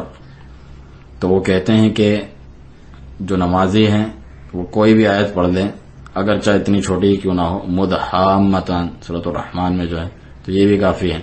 تو یہ بات غلط ہے، کیونکہ رسول اللہ صلی اللہ علیہ وسلم نے اپنی مراد کی وضاحت کی ہے، یہ جو فرمایا ہے کہ جتنا میسر ہو قرآن پڑھ، اپنے دوسرے فرمان سے کہ لا صلاۃ لمن لم يقرأ بفاتحة الکتاب، کم از کم سورہ فاتحہ پڑھنا ضروری ہے۔ اور ایک دوسری روایت میں فرمایا من صلى صلاة لم يقرأ فيها بأم القرآن فهي خداج، جو نماز پڑھے اور اس نماز میں ام القرآن یعنی سورۃ الفاتحہ نہ پڑھے تو وہ خداج ہے، ناقص ہے۔ 3 مرتبہ فرمایا غیر تمام، تمام نہیں ہے، مکمل نہیں ہے۔ یہ صحیح مسلم کی روایت ہے ابو ہریرہ رضی اللہ عنہ سے۔ اور خداج کا معنی ہے جیسے کہ اونٹنی کا جو جنین، جو بچہ گر جائے، ابارشن ہو جائے، بیکار ہوتا ہے، جس کا کوئی فائدہ نہیں، وہ اس سے مراد ہے۔ ساتھ ہی ساتھ نماز کی جو اصل روح ہے، آپ خشوع اور خضوع کے ساتھ نماز ادا کریں، اللہ تعالیٰ کی عظمت کو اپنے سامنے رکھتے ہوئے، اپنے دل میں جگہ دیتے ہوئے، جیسا کہ اللہ تعالیٰ نے مومنین کی صفت بیان کی ہے، قد افلح المؤمنون الذین هم فی صلاتهم خاشعون، آخر تک جو آیات کریمہ ہیں سورۃ المؤمنون کے شروع میں، کہ یقیناً وہ مومنین فلاح پا گئے جو اپنی نمازوں میں خشوع و خضوع اختیار کرتے ہیں۔ اس میں سے جو اصل شاہد ہے وہ یہ ہے کہ الخشوع فی الصلاۃ، نماز میں خشوع اور خضوع اختیار کرنا، یہ تو نماز کی اصل روح ہے۔ جس نماز میں خشوع نہ ہو اور اللہ تعالیٰ کی عظمت کو اپنے سامنے نہ رکھا گیا ہو، جو کچھ اس میں پڑھا جا رہا ہے، نمازی پڑھتا ہے قرآن، اس پہ غور و تدبر نہ ہو، تو یہ شدید قسم کا جو ہے خلل ہے۔ اس کے برا ہونے کے لیے یہی کافی ہے کہ اس کو یہ صفت حاصل نہیں ہوتی جس کا یہاں ذکر ہے، وہ اس کا مصداق نہیں بنتا، الذین هم فی صلاتهم خاشعون، جو اپنی نماز میں خشوع اختیار کرتے ہیں۔ تو اس اللہ تعالیٰ کی طرف سے جو عظیم تعریف اور مدح سرائی ہے اس سے وہ محروم ہیں. تو اس بات کی شدید حرص کریں کہ اپنی نماز میں خشوع اختیار کریں، اس دنیا کو بھول جائیں، اپنے مال اور اہل و عیال کو بھول جائیں، نماز میں ہر چیز کو بھول جائیں. آپ کی یادداشت میں سوائے اللہ تعالیٰ کی عظمت کے کوئی چیز سامنے موجود نہ ہو. جو کچھ تلاوت کر رہے ہیں آیات کو اس پہ غور و تدبر ہو تو آپ کے ایمان میں اضافہ ہوگا. پھر اس کے بعد جو ہے آپ تشہد پڑھیں، سلام پھیریں. اور حدیث میں ہے کہ تحریمھا تکبیر و تحلیلھا تسلیم. نماز شروع جو ہے تکبیر تحریمہ سے ہوتی ہیں، دنیاوی کام حرام ہو جاتے ہیں سب، اور اس سے نکلنا، اس کی تحلیل جو ہے وہ سلام پھیرنے کے ذریعے سے ہی ہوتی ہیں. یہ علی رضی اللہ عنہ کی ایک حدیث کا ٹکڑا ہے جو مسند احمد، الترمذی، ابن ماجہ وغیرہ میں ہے. تو آپ نماز میں سے کسی چیز کے ساتھ نہیں نکل سکتے سوائے سلام پھیرنے کے. السلام علیکم ورحمۃ اللہ وبرکاتہ، السلام علیکم ورحمۃ اللہ وبرکاتہ. اپنے آپ پر بھی آپ سلامتی بھیجتے ہیں، فرشتوں پر بھی، اور زمین و آسمان میں جتنے بھی نیک صالح بندے ہیں ان کو آپ سلام بھیجتے ہیں. تو یہ سلام اللہ کے تمام بندوں تک پہنچا دیا جاتا ہے. السلام علیکم ورحمۃ اللہ یہ فرشتوں کو اور جو مومن جن ہیں، مومن بشر انسان ہیں، ان سب کو پہنچتا ہے. آسمان و زمین میں جو بھی نیک صالح ہیں ان کو یہ دعا پہنچتی ہے. جیسا کہ کوئی شخص اپنے لیے دعا کرتا ہے تو وہ اپنے بھائیوں کے لیے اور فرشتوں کے لیے بھی دعا کرتا ہے. تو یہ ان کے لیے دعا ہے، اور فرشتے بھی جو ہے ہمارے لیے دعائیں کرتے ہیں جس طرح قرآن و حدیث میں ذکر ہے، تو ہم اس کا اس طرح بدلا دیتے ہیں. تو یہ چیز بھی ذہن میں آپ کے رہنی چاہیے دل میں کہ یہ جو سلام ہے ہر عبد صالح کو پہنچ رہا ہے، تو آپ کو اجر عظیم ملے گا. اور انما الاعمال بالنیات، اعمال کا دار و مدار تو نیتوں پر ہے. کبھی انسان سلام پھیرتا ہے اور وہ اس چیز کو بھولا ہوا ہوتا ہے اور معلوم نہیں کہ کسے میں سلام بھیج رہا ہوں، اور وہی سمجھتا ہے کہ جو سلام پھیرنا ہے نماز میں بس ایک حکایت ہے، جو جملہ ہے جس کو دہرا دیا جاتا ہے ویسے ہی نقل کر دیا جاتا ہے. ایسا نہیں ہے. لازم ہے کہ آپ کا قصد اور ارادہ ہو اس عظیم بات کا، اس عظیم جو ہے بات جو ذکر جس کی جانب رسول اللہ صلی اللہ علیہ وسلم نے تنبیہ کی ہے اس کی طرف. تو یہ ہے معنی اقامت الصلاۃ کا، نماز قائم کرنے کا، کہ آپ اسے پڑھیں اس طرح جس طرح رسول اللہ صلی اللہ علیہ وسلم نے پڑھی ہے، اس کیفیت کے ساتھ، اس طرح کہ گویا کہ آپ انہیں دیکھ رہے ہیں، نہ کہ ایسے مذہب کسی بھی مذہب کے مطابق جو آپ چاہتے ہیں اس طرح نہیں. رسول اللہ صلی اللہ علیہ وسلم کو گویا کہ آپ دیکھ رہے ہیں اس طرح نماز پڑھیں کہ وہ کس طرح پڑھا کرتے تھے. سوال پوچھیں اس سے متعلق، تعلیم حاصل کریں، جانیں کہ رسول اللہ صلی اللہ علیہ وسلم کیسے نماز پڑھتے تھے.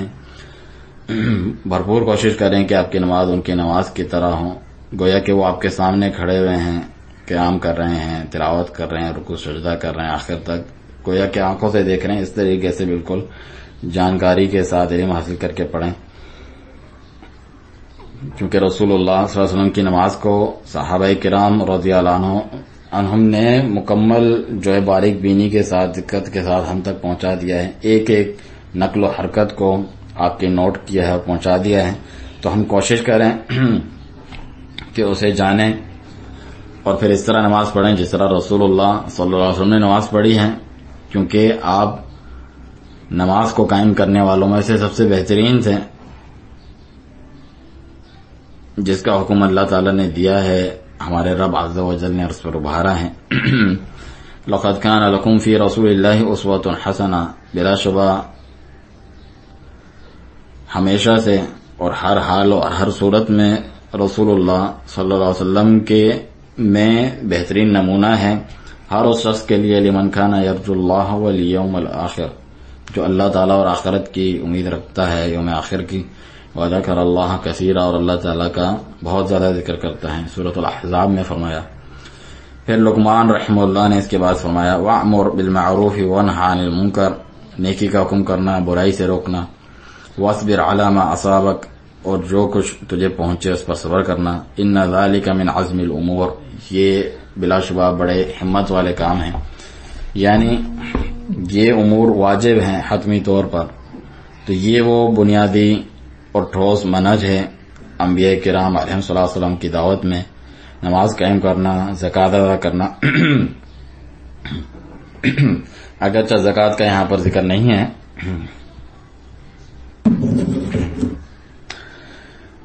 اور نیکی کا حکم کرنا، برائی سے روکنا اور اذیتوں پر صبر کرنا، یہ ایسے امور ہیں جو حتمی طور پر واجبات الامور ہیں اور پرعزم کام ہیں جو اللہ تعالیٰ نے اپنے بندوں پر مقرر کیے ہیں. لازم ہے کہ امر بالمعروف اور نہی المنکر ہو. اقامت الصلاۃ کے بعد جو ہے امر بالمعروف اور نہی المنکر ہو، تو پھر جب یہ آپ کریں گے تو پھر صبر بھی کرنا ضروری ہے.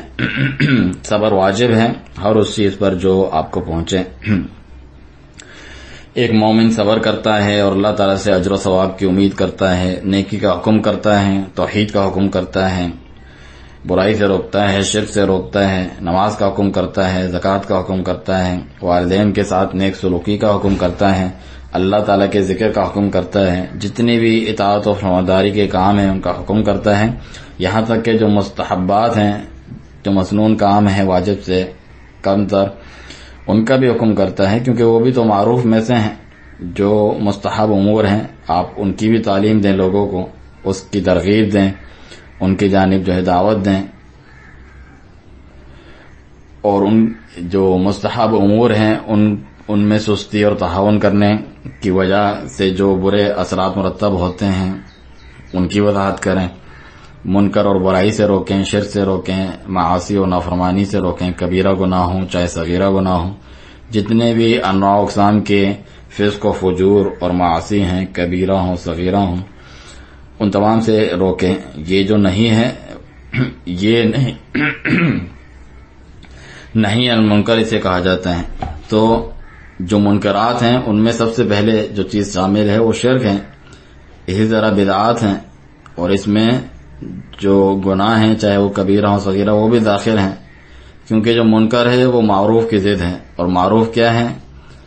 جو شریعت میں معروف ہے، جو شریعت اس کو مانتی جانتی ہے اور اس کی جانب دعوت دیتی ہے. اور منکر کیا ہے؟ جو شریعت اس کا انکار کرتی ہے اور اس کی حقارت بیان کرتی ہے، اس سے ڈراتی اور منع کرتی ہے.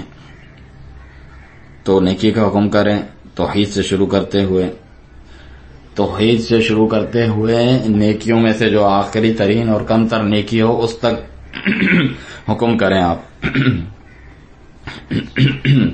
جس طرح کم تر نیکی کا ذکر کیا، اماطۃ الاذی عن الطریق، رستے سے تکلیف دہ چیز کا ہٹا دینا. صحیح بخاری مسلم میں جو ایمان کے متعلق مشہور حدیث ہے، الایمان بضع وسبعون شعبۃ او بضع وستون شعبہ، اعلاها شہادۃ لا الہ الا اللہ وادناها اماطۃ الاذی عن الطریق. ایمان جو ہے 70 یا اس سے کچھ اوپر یا 60 یا اس سے کچھ اوپر اس کے شعبے ہیں، اس کے شاخیں ہیں، جن میں سے سب سے اعلیٰ لا الہ الا اللہ کی گواہی دینا ہے، اور سب سے ادنا راستے سے تکلیف دہ چیز کا ہٹانا ہے. تو آپ نیکی کا حکم کریں لا الہ الا اللہ سے ہوتے ہوئے نماز، زکوٰۃ، روزے، حج، والدین سے نیک سلوکی، اچھے اخلاق اپنانا، آخر تک، یہاں تک کہ آخر چیز تک آپ پہنچ جائیں مراتب ایمان میں سے کہ راستے میں سے تکلیف دہ چیز کو ہٹا دینا. یہ ساری کی ساری چیزیں ایمان میں سے ہیں اور معروف میں سے ہیں. واجب ہے مسلمانوں پر کہ وہ اس کو ادا کریں. اور منکر شرک ہیں، بدعات ہیں، کبیرہ صغیرہ گناہ ہیں اور منحرف اخلاق ہیں، برے اخلاق ہیں. ہر وہ چیز جس کی شریعت اور عقل اس کو برا جانتی ہے، انکار کرتی ہے. عقل سلیم جو ہے اس کا ذکر کیا جا رہا ہے، کیونکہ عقل سلیم جو ہے وہ شریعت کے موافق ہوتی ہے، اس کے خلاف نہیں ہوتی. تو یہ جتنے بھی منکرات ہیں اور بری جو ہے تقالید ہیں، جو ہے پیروی کرنا ہے برے لوگوں کی، اللہ کے دشمنوں کی، ان کا سا روپ دھارنا ہے یا ان کے آگے سر تسلیم خم کرنا ہے، ان کا تشبہ اختیار کرنا ہے، آخر تک ان تمام چیزوں سے روکیں، منع کریں. شیخ فرماتے ہیں آپ دیکھیں ہمارے ہاں کتنے نوجوان ہیں جو اپنے سر کو ننگا رکھتے ہیں. ان کے پاس یہ عادت کہاں سے آئی؟ یہ جو ہے غرب سے آئی ہے، ویسٹ سے آئی ہے، مغرب سے آئی ہے. تو واجب ہے کہ ہم ان کی مخالفت کریں، ان کی مشاورت اختیار نہ کریں، کیونکہ نبی صلی اللہ علیہ وسلم نے فرمایا من تشبہ بقوم فہو منہم، جیسا کہ ابو داؤد نے اپنی سنن میں روایت کیا عبداللہ بن عمر رضی اللہ عنہما سے، اور یہ صحیح حدیث ہے، جس نے کسی قوم کی مشابہت اختیار کی تو وہ انہی میں سے ہیں۔ مسلمانوں کے نزدیک تو اپنے سر کو ننگا رکھنا مروت کے خلاف ہوا کرتا تھا، یعنی جو بازار میں چل رہا ہے لیکن اس کا سر ننگا ہے تو ان کے نزدیک یہ مروت کے خلاف کام ہے، ایسے شخص کی گواہی قبول نہیں کرتے تھے۔ تو ہمیں چاہیے بھائیوں کے مغرب کی تقلید سے اپنے آپ کو آزاد کریں، ان کی جو بری چیزیں ہیں اس میں ان کی پیروی، ان کی دیکھا دیکھی کرنے سے بچیں۔ بارک اللہ فیکم۔ اللہ کے دشمنوں کی تقلید نہ کریں۔ ہمارے پاس معروف ہیں چیزیں، ہمارے پاس معروف ہیں، ہمارے پاس اخلاق ہیں، ہمارے پاس اچھی باتیں ہیں، ہمارے پاس اعلیٰ اور رفیع عادات و اخلاق ہیں۔ ان کے پاس کیا ہے؟ کبھی اعمال اور اخلاق اور گھٹیا اور گری ہوئی باتیں ہیں ان کے پاس۔ سور کا گوشت کھاتے ہیں، وہ اللہ کی حرام کردہ چیزوں کو حلال سمجھتے ہیں۔ گھٹیا اور گرے ہوئے ایسے اخلاق ہوتے ہیں ان کے، پستی میں گرے ہوئے جس کی کوئی مثال نہیں، اور دیوسیت ہوتی ہے، بےغیرتی ان میں جو ہے کوٹ کوٹ کے بھری ہوتی ہے آخر تک۔ تو ہم کیسے ان لوگوں کی جو ہے مشابہت اختیار کرتے ہیں جبکہ وہ اللہ کی مخلوق میں سے سب سے گھٹیا مخلوق ہیں اپنے اعمال کی وجہ سے؟ تو ہم کبھی بھی ان کی مشابہت اختیار نہ کریں۔ بارک اللہ فیکم۔ تو یہ وہ اخلاق ہیں جن کے تعلق سے ہم آگے کلام کریں گے۔ آگے فرمایا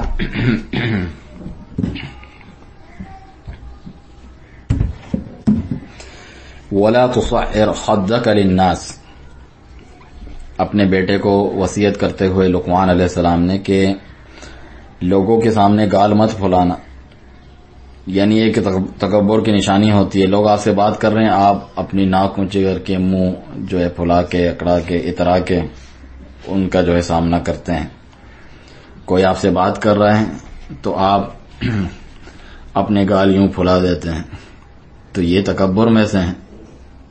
کوئی آپ سے بات کر رہا ہے، آپ اس کی طرف التفات نہیں کرتے، توجہ نہیں کرتے، آپ یوں جو ہے تکبر کے ساتھ ناک اونچی کر کے جو ہے اکڑ کر جو ہے اس سے بے رخی کرتے ہیں۔ کوئی آپ میں جو ہے خوش کلامی یا حشاشت اور بشاشت نہیں ہے چہرے پر آپ کے اچھے طریقے سے، یعنی آپ جو ہے تکبر کرنے والے ہیں اور اترانے والے ہیں۔ تو یہ تکبر سے منع کیا گیا ہے، اور تکبر کے آثار میں سے ہیں کہ انسان کی گردن اکڑ جاتی ہے اور وہ لوگوں کے سامنے اپنے گال پھلاتا ہے اس طرح سے۔ کیونکہ یہ جو لفظ استعمال ہوا ہے یہاں پر اسعار، یہ ایک مرض کے لیے بھی استعمال ہوتا ہے جو اونٹوں میں پیدا ہو جاتا ہے، وہ اپنی اس کی گردن اکڑ جاتی ہے، وہ اس کو ہلا نہیں سکتا۔ تو یہ تکبر سے یہاں پر ڈرایا گیا ہے۔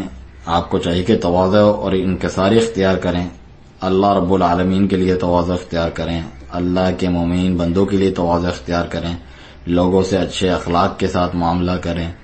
تکبر جو ہے وہ بہت زیادہ مذموم صفت ہے، بہت سارے لوگوں کو یہ تکبر تو کفر تک پہنچا دیتا ہے۔ وہ تکبر کرتا ہے، رسولوں کی بات نہیں سنتا، اللہ کی آیات پر کان نہیں دھرتا، تو جو ہے کفر تک پہنچ جاتا ہے۔ سورۃ لقمان میں ہی فرمایا کہ وَإِذَا تُتْلَى عَلَيْهِ آيَاتُنَا وَلَّى مُسْتَكْبِرًا كَأَن لَّمْ يَسْمَعْهَا، جب اس پر ہماری آیات تلاوت کی جاتی ہیں تو تکبر کرتے ہوئے منہ پھیر لیتا ہے جیسا کہ اس نے سنا ہی نہیں۔ كَأَنَّ فِي أُذُنَيْهِ وَقْرًا، جیسا کہ اس کے دونوں کانوں میں بہرا پن ہے، سنتے ہوئے بھی انسنی کر دی یا بوجھ ہے اس کے کانوں میں۔ فَبَشِّرْهُ بِعَذَابٍ عَلِيمٍ، تو اسے خوشخبری دے دو دردناک عذاب کی۔ تو جو تکبر ہے یہ ان بڑی بڑی باتوں میں سے ہیں، ان بڑے بڑے دائی جو ہے چیزوں میں سے ہیں جو ابھارتی ہے انسان کو اللہ کے ساتھ کفر کرنے پر اور اس چیز کا انکار کرنے پر جو کچھ اللہ کے رسول علیہ الصلوۃ والسلام لے کر آئے۔ رسول اللہ صلی اللہ علیہ وسلم نے فرمایا الکبر بطر الحق وغمط الناس، تکبر جو ہے وہ حق کو جھٹلانا ہے اور لوگوں کو حقیر سمجھنا ہے۔ جیسا کہ صحیح مسلم کی روایت عبداللہ بن مسعود رضی اللہ عنہ سے، حق کو رد کر دینا، چاہے وہ حق کسی چیز سے بھی متعلق ہو، توحید ہو یا حقوق میں سے کسی حق کے متعلق ہو، یا حق بات میں سے کوئی بھی حق بات آپ کے پاس آئے تو آپ اس کے آگے جھکے نہیں، اس کا انکار کریں، جو آپ کے پاس وہ حق لے کر آیا ہے اسے حقیر جانیں اور اسے کمتر جانیں، اس کی وجہ سے آپ حق کو جو ہے رد کر دیں، اس کو نہ تسلیم کریں۔ تو جائز نہیں ہے کہ کسی بھی حالوں میں سے کسی بھی حال میں یہ جائز نہیں ہے کہ تکبر کیا جائے، کیونکہ یہ مذموم صفت ہے، اللہ تعالی کو سخت ناراض کرتی ہیں۔ چنانچہ حدیث قدسی میں یہ فرمایا، جیسا کہ مسند احمد ابو داؤد کی روایت ہے ابو ہریرہ رضی اللہ عنہ سے، اور یہ صحیح ہے، الکبریاء ردائی، اللہ تعالیٰ فرماتا ہے کہ کبر جو ہے، تکبر میری چادر ہے، والعظمت ازاری، اور عظمت جو ہے، بڑائی میرا تہبند ہے، فمن نازعنی واحدا منہما قذفته فی النار، جس نے ان دو میں سے کسی ایک کو مجھ سے چھیننا چاہا، مجھ سے تنازع کیا اس تعلق سے، تو میں اسے جہنم رسید کر دوں گا، جہنم میں جھونک دوں گا۔ اور ایک دوسری روایت میں ہے، الکبریاء ردائی فمن نازعنی فی ردائی قسمتہ، کہ تکبر میری چادر ہے، جس نے میری چادر چھیننا چاہی تو میں اسے ہلاک کر دوں گا۔ تو تکبر نہ کریں، جیسا کہ حدیث میں ہے، کتنی سخت وعید ہے کہ لا يدخل الجنت من كان في قلبه مثقال ذرة من کبر، وہ شخص جنت میں داخل نہیں ہو سکتا جس کے دل میں رائی کے دانے برابر بھی تکبر ہو، جسے ہی مسلم کی روایت ہے عبداللہ بن مسعود رضی اللہ عنہ سے۔ تو اپنے نفس میں جو تکبر پیدا ہوتا ہے اس کے خلاف اب لڑیں، یہ انتہائی قبیح اور بری صفت ہے جو کفر تک پہنچا دیتی ہے، جو لوگوں کو حقیر جاننے تک پہنچا دیتی ہے اور حق کو رد کرنا، حق کو نہ ماننے تک پہنچا دیتی ہے۔ اسی لیے یہ جو حکیم ہیں لقمان علیہ السلام، انہوں نے اپنے بیٹے کو یہ وصیت کی کہ لوگوں کے سامنے گردن نہ کڑانا، گال نہ پھلانا، ان پر تکبر نہ کرنا، انہیں حقیر نہ جاننا۔ کوئی آپ سے بات کر رہے ہو تو آپ یوں گردن اکڑا کر جو ہے اس سے بے رخی کریں، بلکہ چاہیے کہ تواضع اختیار کریں۔ آپ کیا ہیں؟ ایک مسکین بیچارے ضعیف انسان ہیں، مٹی سے پیدا کیے گئے ہیں، اور جو ہے حقیر اور گندی منی سے پیدا کیے گئے ہیں، اور آپ جو ہے پیشاب اور پخانہ کرتے ہیں، اور دن میں کتنی مرتبہ جو ہے آپ استنجا خانہ اور جو ہے ٹوائلٹ جاتے ہیں، تو پھر کیسے آپ تکبر کرتے ہیں؟ کیا حیثیت ہے آپ کی؟ کیسے لوگوں کے اوپر اپنی بڑائی جتلاتے ہیں، جبکہ آپ کا حال تو یہ ہے؟ تو واجب ہے کہ انسان پر کہ اپنے نفس کو جو ہے تواضع پر جو ہے اس کی تربیت کرے، اس کو کم کرے، اس پہ بڑائی لوگوں پر جتلانے کے بجائے۔ اگر آپ تکبر کرتے ہیں، اگر دل میں تکبر پیدا ہونے لگے تو آپ جو ہے اپنے نفس کی حقارت اور اس کا نیچا ہونا، اس کو یاد دلائیں، کیونکہ جو تکبر کرنے والے ہیں وہ سب سے زیادہ حقیر ترین لوگ ہیں۔ دراصل اللہ تعالیٰ کی قسم، میرے نزدیک جو ہے لوگوں میں سب سے کمزور ترین وہ ہیں نہیں، شیخ فرماتے ہیں کہ اللہ تعالیٰ کی قسم، میں اپنے آپ کو تو ہر شخص کو یہ سمجھتا ہوں مجھ سے بہتر ہے، اور کوئی بھی متکبر ہو، چاہے وہ کسی بھی کلاس سے تعلق رکھتا ہو، طبقے سے، اللہ تعالیٰ کی قسم وہ گرا ہوا شخص ہے اور حقیر ترین شخص ہے میرے نزدیک۔ متکبر سے بڑھ کر کوئی حقیر ہی نہیں۔ تکبر تو وہی شخص کرتا ہے جو بہت ہی جو ہے گھٹیا اخلاق رکھنے والا ہو اور اخلاقی طور پہ بہت ہی گرا ہوا ہو، اور اپنے نفس کے طور پہ۔ پھر فرمایا لقمان حکیم نے، وَلَا تَمْشِ فِي الْأَرْضِ مَرَحًا، زمین پر اکڑ کر نہ چل، ان اللہ لا يحب کل مختار فخور، بے شک اللہ تعالی ہر اترانے والے اور فخر و غرور کرنے والے کو پسند نہیں فرماتا۔ تو نہ جو ہے نہ اتراؤ، نہ فخر و غرور کرو. تو یہ تکبر ہی کے آثار میں سے ہیں. چلنے میں بھی انسان جو ہے اتراتا ہے اور جو ہے غرور اور فخر اپنے اندر پیدا کرتا ہے دوسروں پر. حالانکہ ان اللہ لا يحب كل مختال فخور، اللہ تعالیٰ کو ہرگز پسند نہیں اترانے والے اور بڑائی جتلانے والے اور غرور کرنے والے لوگوں پر جو ہے انسان اپنے حسب و نسب، اپنے جاہ و مرتبت، اپنے مال اور سلطنت اور اپنے علم کسی بھی طریقے سے اگر جو ہے اتراتا ہے ان پر غرور کرتا ہے اور فخر کرتا ہے، تو اللہ تعالیٰ کو یہ جو مذموم خلق ہے یہ ناپسند ہے شدید. اللہ تعالیٰ کے نزدیک جو ہے قابل نفرت ہے یہ صفت، اور گرے ہوئے اور گھٹیا اخلاق میں سے ہیں. اللہ تعالیٰ ایسے کرنے والوں سے ناراض ہوتا ہے، ان سے بغض رکھتا ہے، اور ان کو اللہ تعالیٰ حقیر جانتا ہے اور انہیں دور پھینک دیتا ہے اپنی رحمت سے، اور انہیں جو اپنے عقاب اور عذاب میں سے شدید ترین عذاب اور پکڑ میں مبتلا کرتا ہے جس کے اندر اس قسم کی صفات پائی جائیں. اگر اللہ تعالیٰ آپ سے محبت نہیں کرتا ہے، فلاں چیز کا بتا دیا کہ وہ پسند نہیں کرتا ہے، تو اس کا معنی کیا ہوا؟ معنی یہ ہوا کہ بلا شبہ تم اللہ تعالیٰ کے دشمن ہو. جب اللہ تعالیٰ آپ کو پسند نہیں کرتا، محبت نہیں کرتا، کہ آپ جو ہے تکبر میں مبتلا ہیں، اتراتے ہیں، فخر و غرور کرتے ہیں، لوگوں کو حقیر جان کے خود کو بڑا سمجھتے ہیں، کسی بھی چیز کے نسبت سے ان پر اس قسم کے جو ہے فخر کرتے ہیں، تو آپ کا یہ حال ہوگا. فرمایا سورۃ الاسراء میں بھی وَلَا تَمْشِ فِي الْأَرْضِ مَرَحًا، زمین پر اکڑ کر نہ چلو، إِنَّكَ لَن تَخْرِقَ الْأَرْضَ وَلَن تَبْلُغَ الْجِبَالَ طُولًا، بلا شبہ تم زمین کو نہ پھاڑ سکتے ہو، نہ ہی طوالت میں پہاڑوں کو پہنچ سکتے ہو. آخر ہو کون تم؟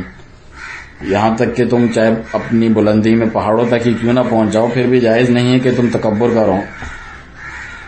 اور یہاں تک کہ چاہے تم زمین کو پھاڑ ہی کیوں نہ دو ساتوں زمین تک، پھر بھی جائز نہیں کہ تم تکبر کرو، کیونکہ تم ایک مسکین بیچارے مخلوق ہو، اور اللہ تعالیٰ کا تم پر حق ہے کہ تم اس کے لیے تواضع اور انکساری اختیار کرو. اللہ تعالیٰ نے تم پر فرض قرار دیا ہے کہ تم تواضع اختیار کرو، اور تم پر حرام قرار دیا ہے کہ تم تکبر کرو. کیونکہ اسلام جو ہے جتنے بھی گھٹیا اور رذیل اخلاق ہیں ان کے خلاف شدید ترین جنگ کرتے ہوئے آئے ہیں. ہر وہ ذلیل اور رذیل اخلاق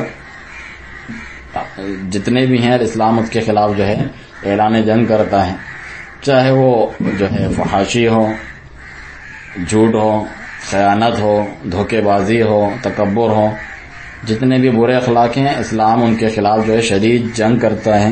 تو واجب ہے کہ ہم بھی انہیں اٹھا پھینکیں، انہیں چھوڑ دیں، اور لوگوں کی ان اخلاق کی جو ضد ہے، جو اچھے اور پیارے اور طیب اخلاق ہیں جنہیں اللہ تعالیٰ پسند کرتا ہے، ان سے محبت کرتا ہے، ان پر اس کی تربیت کریں جن سے اللہ تعالیٰ راضی ہوتا ہے. تو ہمیں چاہیے ان اخلاق سے خود بھی آراستہ ہوں، حسن اخلاق اپنا. جو حسن اخلاق ہے وہ اللہ تعالیٰ کے میزان میں قیامت کے دن سب سے زیادہ بھاری چیز ہوگی، جس طرح کہ حدیث میں اور دوسری حدیث میں کہ مومنین میں سے اکمل ترین ایمان والا وہ ہے جس کے اخلاق سب سے زیادہ اچھے ہیں. اور یہ بھی حدیث ہے کہ رسول اللہ صلی اللہ علیہ وسلم کو جو ہے مکارم اخلاق کی تکمیل کے لیے بھیجا گیا، اس کے اتمام کے لیے. تو جتنے اخلاق ہیں وہ انبیاء کرام علیہ السلام کے موجود تھے ہر ایک کے پاس، جیسا کہ ان میں سے ایک بہت ہی اعلیٰ صفت حیا بھی ہے. اور جو پچھلی نبوتوں سے جو آثار باقی رہ گئے ہیں اور چلتے آئے ہیں آگے تک منتقل ہوئے ہیں، ان میں سے یہ حیا بھی ہیں. جیسا کہ نبی صلی اللہ علیہ وسلم نے فرمایا صحیح بخاری میں ابو مسعود الانصاری رضی اللہ عنہ سے، ان مما ادرک الناس من کلام النبوۃ الاولى اذا لم تستحی فاصنع ما شئت، کہ بے شک لوگوں نے پچھلی نبوتوں میں سے جو بات پائی ہے ان میں سے یہ بھی ہے کہ اگر تو نے حیا نہ کی تو جو چاہے کرتا، پھر کیا حیثیت ہے؟ انسان کسی چیز سے پھر باز نہیں آتا. تو جو حیا ہے یہ بہت اعلیٰ اخلاق ہے میرے بھائیوں. حیا جو ہے انتہائی عظیم اخلاق میں سے ہیں، ایمان کے شاخوں میں سے، اس کے شعبوں میں سے ایک شعبہ ہے.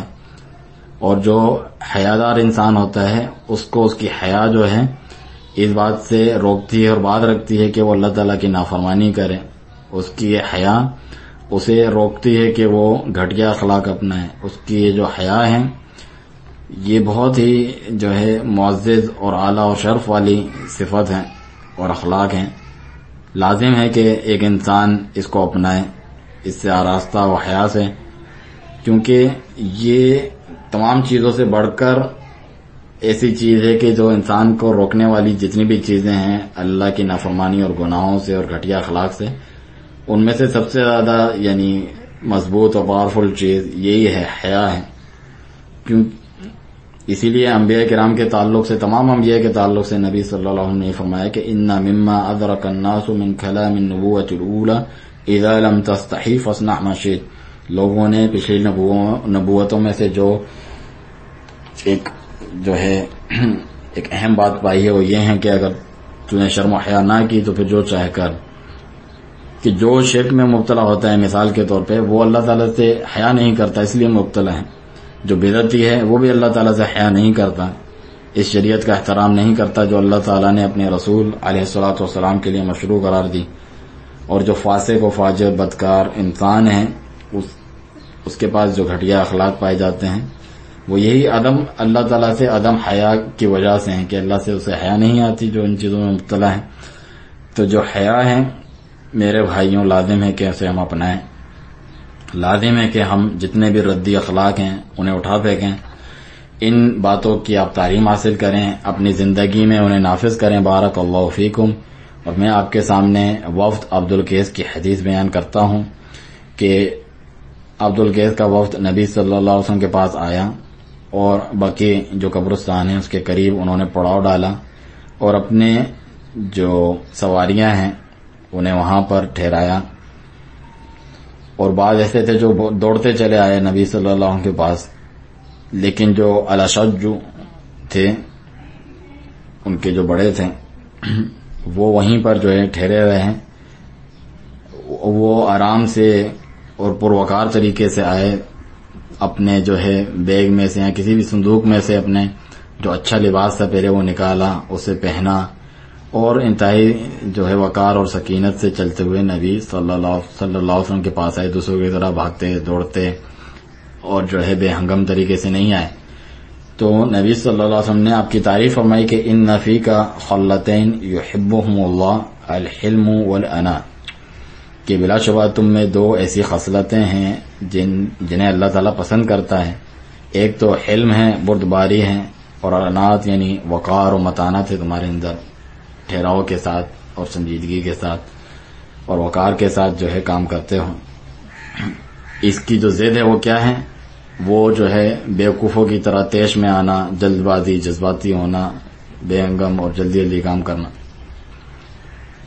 تو اس کے جو ضد ہے اچھی صفت کی تمہارے اندر موجود ہے.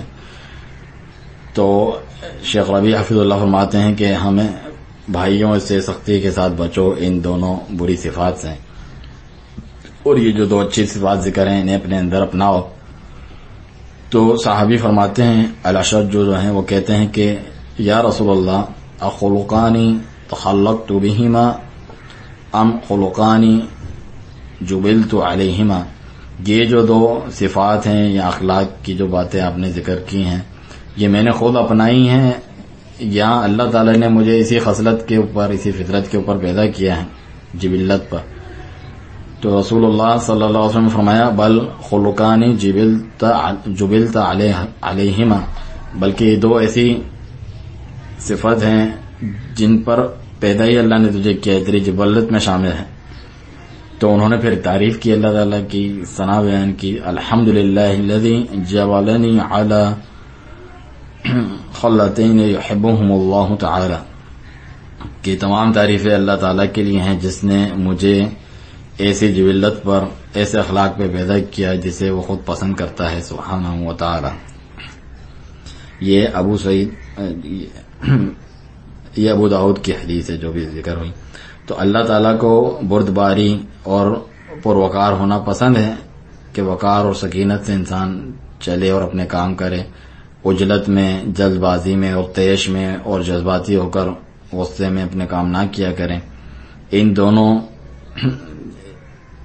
صفات کے جتنی بھی مخالف صفتیں ہیں انہیں انسان نہ اپنائے، اور یہ جو دو صفات ہیں اور دیگر اچھے اخلاق ہیں جنہیں اللہ سبحانہ وتعالیٰ پسند کرتا ہے اس کی حرص کریں کہ اس کے اندر پیدا ہوں.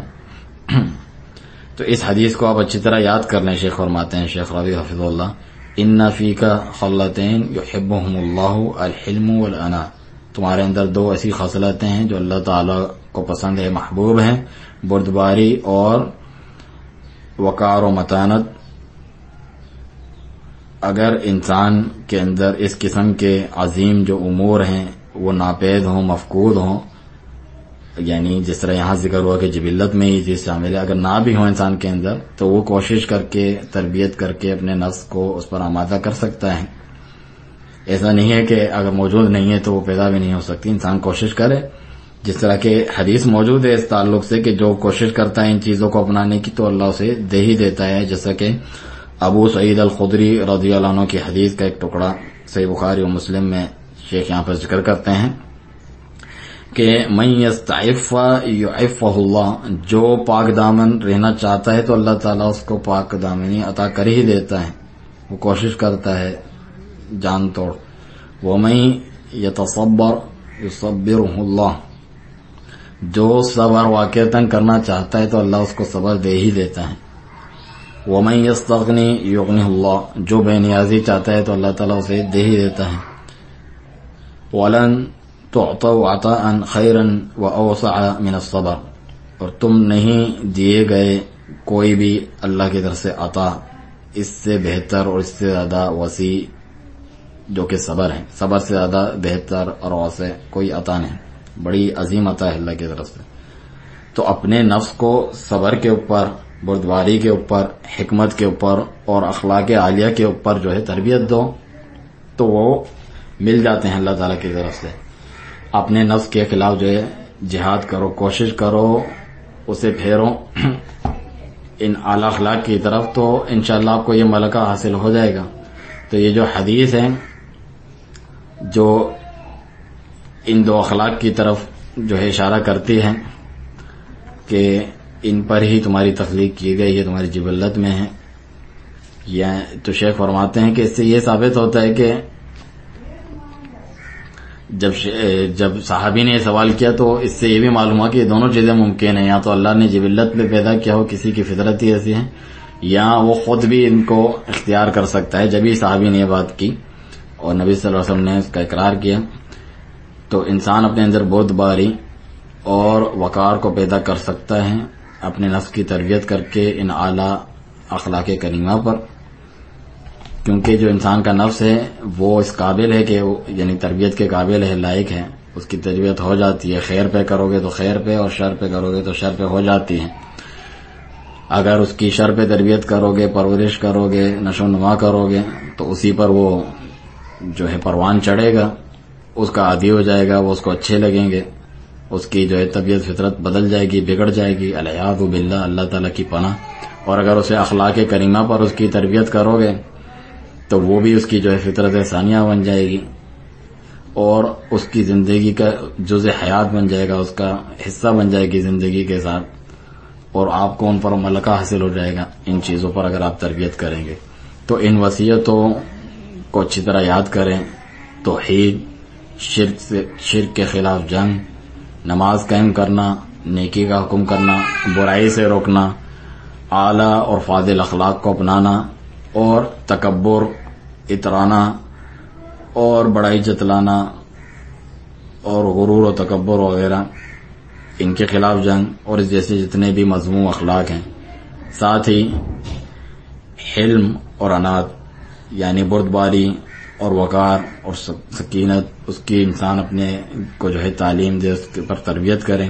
یہ جتنے بھی اخلاق ہیں اس کو اللہ کی کتاب اور اس کے رسول صلی اللہ علیہ وسلم کی سنت سے آپ پڑھیں، کیونکہ جتنے بھی اخلاق ہیں یہ اسلام کے جو مختلف پہلو ہیں اس میں سے اہم ترین پہلو ہیں، اور جو سلفی دعوت ہے اس کے تو بنیادوں میں سے ہیں.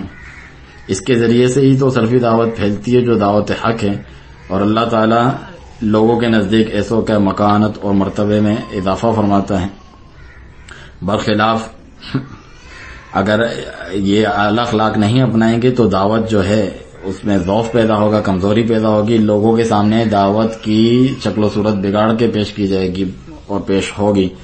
تو دعوت جو ہے اچھے طریقے سے آپ دیں۔ سورۃ النحل میں فرمایا ادعو الی سبیل ربک بالحکمۃ والموعظۃ الحسنہ، اپنے رب کی راہ کی طرف جو ہے حکمت اور اچھے کلام کے ساتھ وعظ و نصیحت کے ساتھ بلائیں، دعوت دیں۔ وجادلہم باللتی احسن، اور ان سے جدال اور بحث و مناقشہ بھی کرنا ہو تو احسن اور اچھے اور پیارے طریقے سے ہو، یہاں تک کہ کافروں سے بھی اگر جدال ہو تو اچھے اخلاق طیبہ کے ساتھ ہو، احسن طریقے سے ہو، کوئی سب و شتم گالم گلوچ نہ ہو، نہ ہی کسی کو حقیر جاننا ہو، نہ ان کو ذلیل سمجھ کے دور ہٹانا ہو، نہ ہی تان و تشنی ہو، نہ ہی چیخنا چلانا اور اس قسم کی کوئی چیز نہ ہو۔ چنانچہ آگے فرمایا، اور یہ انشاءاللہ آخری صفحہ ہے، وقصد فی مشیک، یعنی وصیت کرتے ہوئے لقمان علیہ السلام نے فرمایا کہ اپنی چال میں جو ہے میانہ روی اختیار کرو، وغضض من صوتک، اپنی آواز کو کچھ کم کچھ پست کرو، کچھ نرمی لاؤ اس میں۔ ان انکر الاصوات لصوت الحمیر، اگر چیخنے چلانا اور بلند آواز میں کوئی بھلائی ہوتی پھر تو گدھے کی سب سے جو ہے بلند آواز ہے اور سب سے کڑی اور بری آواز ہے۔ تو فرمایا ان انکر الاصوات لصوت الحمیر، بلا شبہ آوازوں میں سب سے بری آواز تو گدھے کی ہے۔ فرمایا وقصد فی مشیک، یعنی جلد بازی نہ کرو اپنی چال میں، بھاگتے دوڑتے لوگوں کی طرح آ رہے ہوں، اس میں کوئی سکونت اور متانت نہیں ہے۔ وغضض من صوتک، یعنی اتنا چیخنا چلانا بقدر حاجت جو ہے اپنی آواز کو بس جو ہے بلند رکھو۔ اور فرمایا ان انکر الاصوات لصوت الحمیر، اگر بلا ضرورت اپنی آواز کو بلند کرو گے، چیخو گے، چلاؤ گے تو حیوان میں سے ایک حیوان کی مشابہت ہو جائے گی۔ تو لازم ہے کہ ہم اپنے آواز کی جو مقدار ہے اور جو مقیاس ہے اس کو بلندی کے اعتبار سے کہ کتنی ہونی چاہیے انسان کی، ماپ تول کر جو ہے کتنی آواز ہونی چاہیے اس کو ایک میانہ روی میں رکھیں۔ علماء کرام نے اس سے یہ مسئلہ نکالا ہے کہ جائز نہیں ہے کہ چیخے چلائے اور آواز کو بلند کرے انسان، کیونکہ اس وجہ سے بدترین حیوان کے ساتھ اس کی تشبیہ ہوتی ہے، جبکہ ایک حدیث میں یہ بھی ہے کہ وَلَيْسَ لَنَا مَثَلُ الصَّوْءِ، جو کہ ابن عباس رضی اللہ عنہ کی حدیث ہے، بخاری میں اس کا ایک ٹکڑا ہے کہ ہمارے لیے بری مثال نہیں ہے۔ بری مثال تو یہود کے لیے ہے کہ گدھے کی مثال ان کی دی، تو ایک مسلمان کو ان بری مثالوں پر فٹ نہیں ہونا چاہیے۔ تو اپنی آواز کو بقدر حاجت بلند رکھو، اس سے زیادہ نہ بڑھاؤ۔ اگر آپ کے پاس ایک یا دو لوگ ہیں اور آپ جو ہے پھر بھی چیخ چلا رہے ہیں، آخر آپ چاہتے کیا ہیں؟ ایک آدمی کھڑا ہوا ہے، آپ چلا رہے ہیں، آپ کی رگیں پھٹ رہی ہیں دماغ کی، تو یہ تو گدھے کی آواز کے مشابہ ہیں۔ تو آواز کو ہمیشہ بقدر حاجت ہی رکھنا چاہیے۔ اسی طرح جو انسان کے چال ہے، اس کا چلنا ہے، وہ بھی معتدل اور متوسط ہو، نہ جو ہے بالکل ہی مریل لوگوں کی طرح چلے انسان، اور نہ ہی بالکل جذباتی لوگوں کی طرح بھاگ دوڑ رہا ہے بے ہنگم طریقے سے، افراتفری کا شکار نہ ہو۔ تو اپنی چال میں بھی توسط اختیار کرے، اعتدال اختیار کریں۔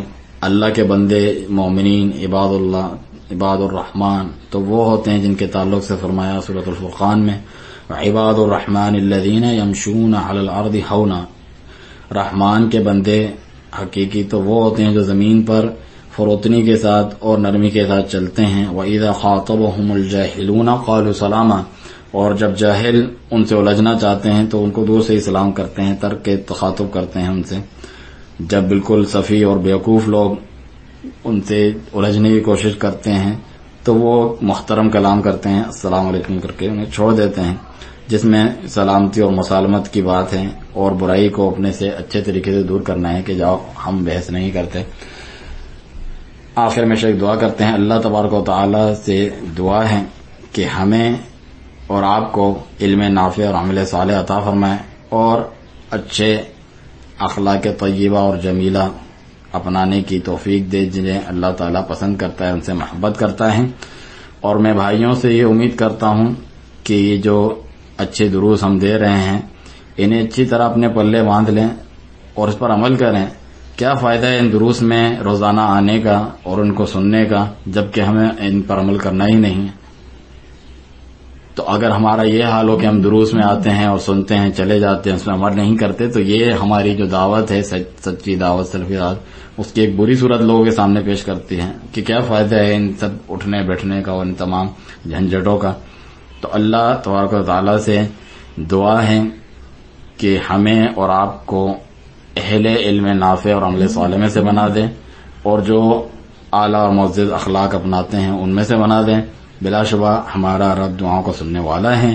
وصلی اللہ علی نبینا محمد وآلہ وصحبہ وسلم، وسبحانک اللہم وبحمدک، اشہد ان لا الہ الا انت، استغفرک واتوب الیک۔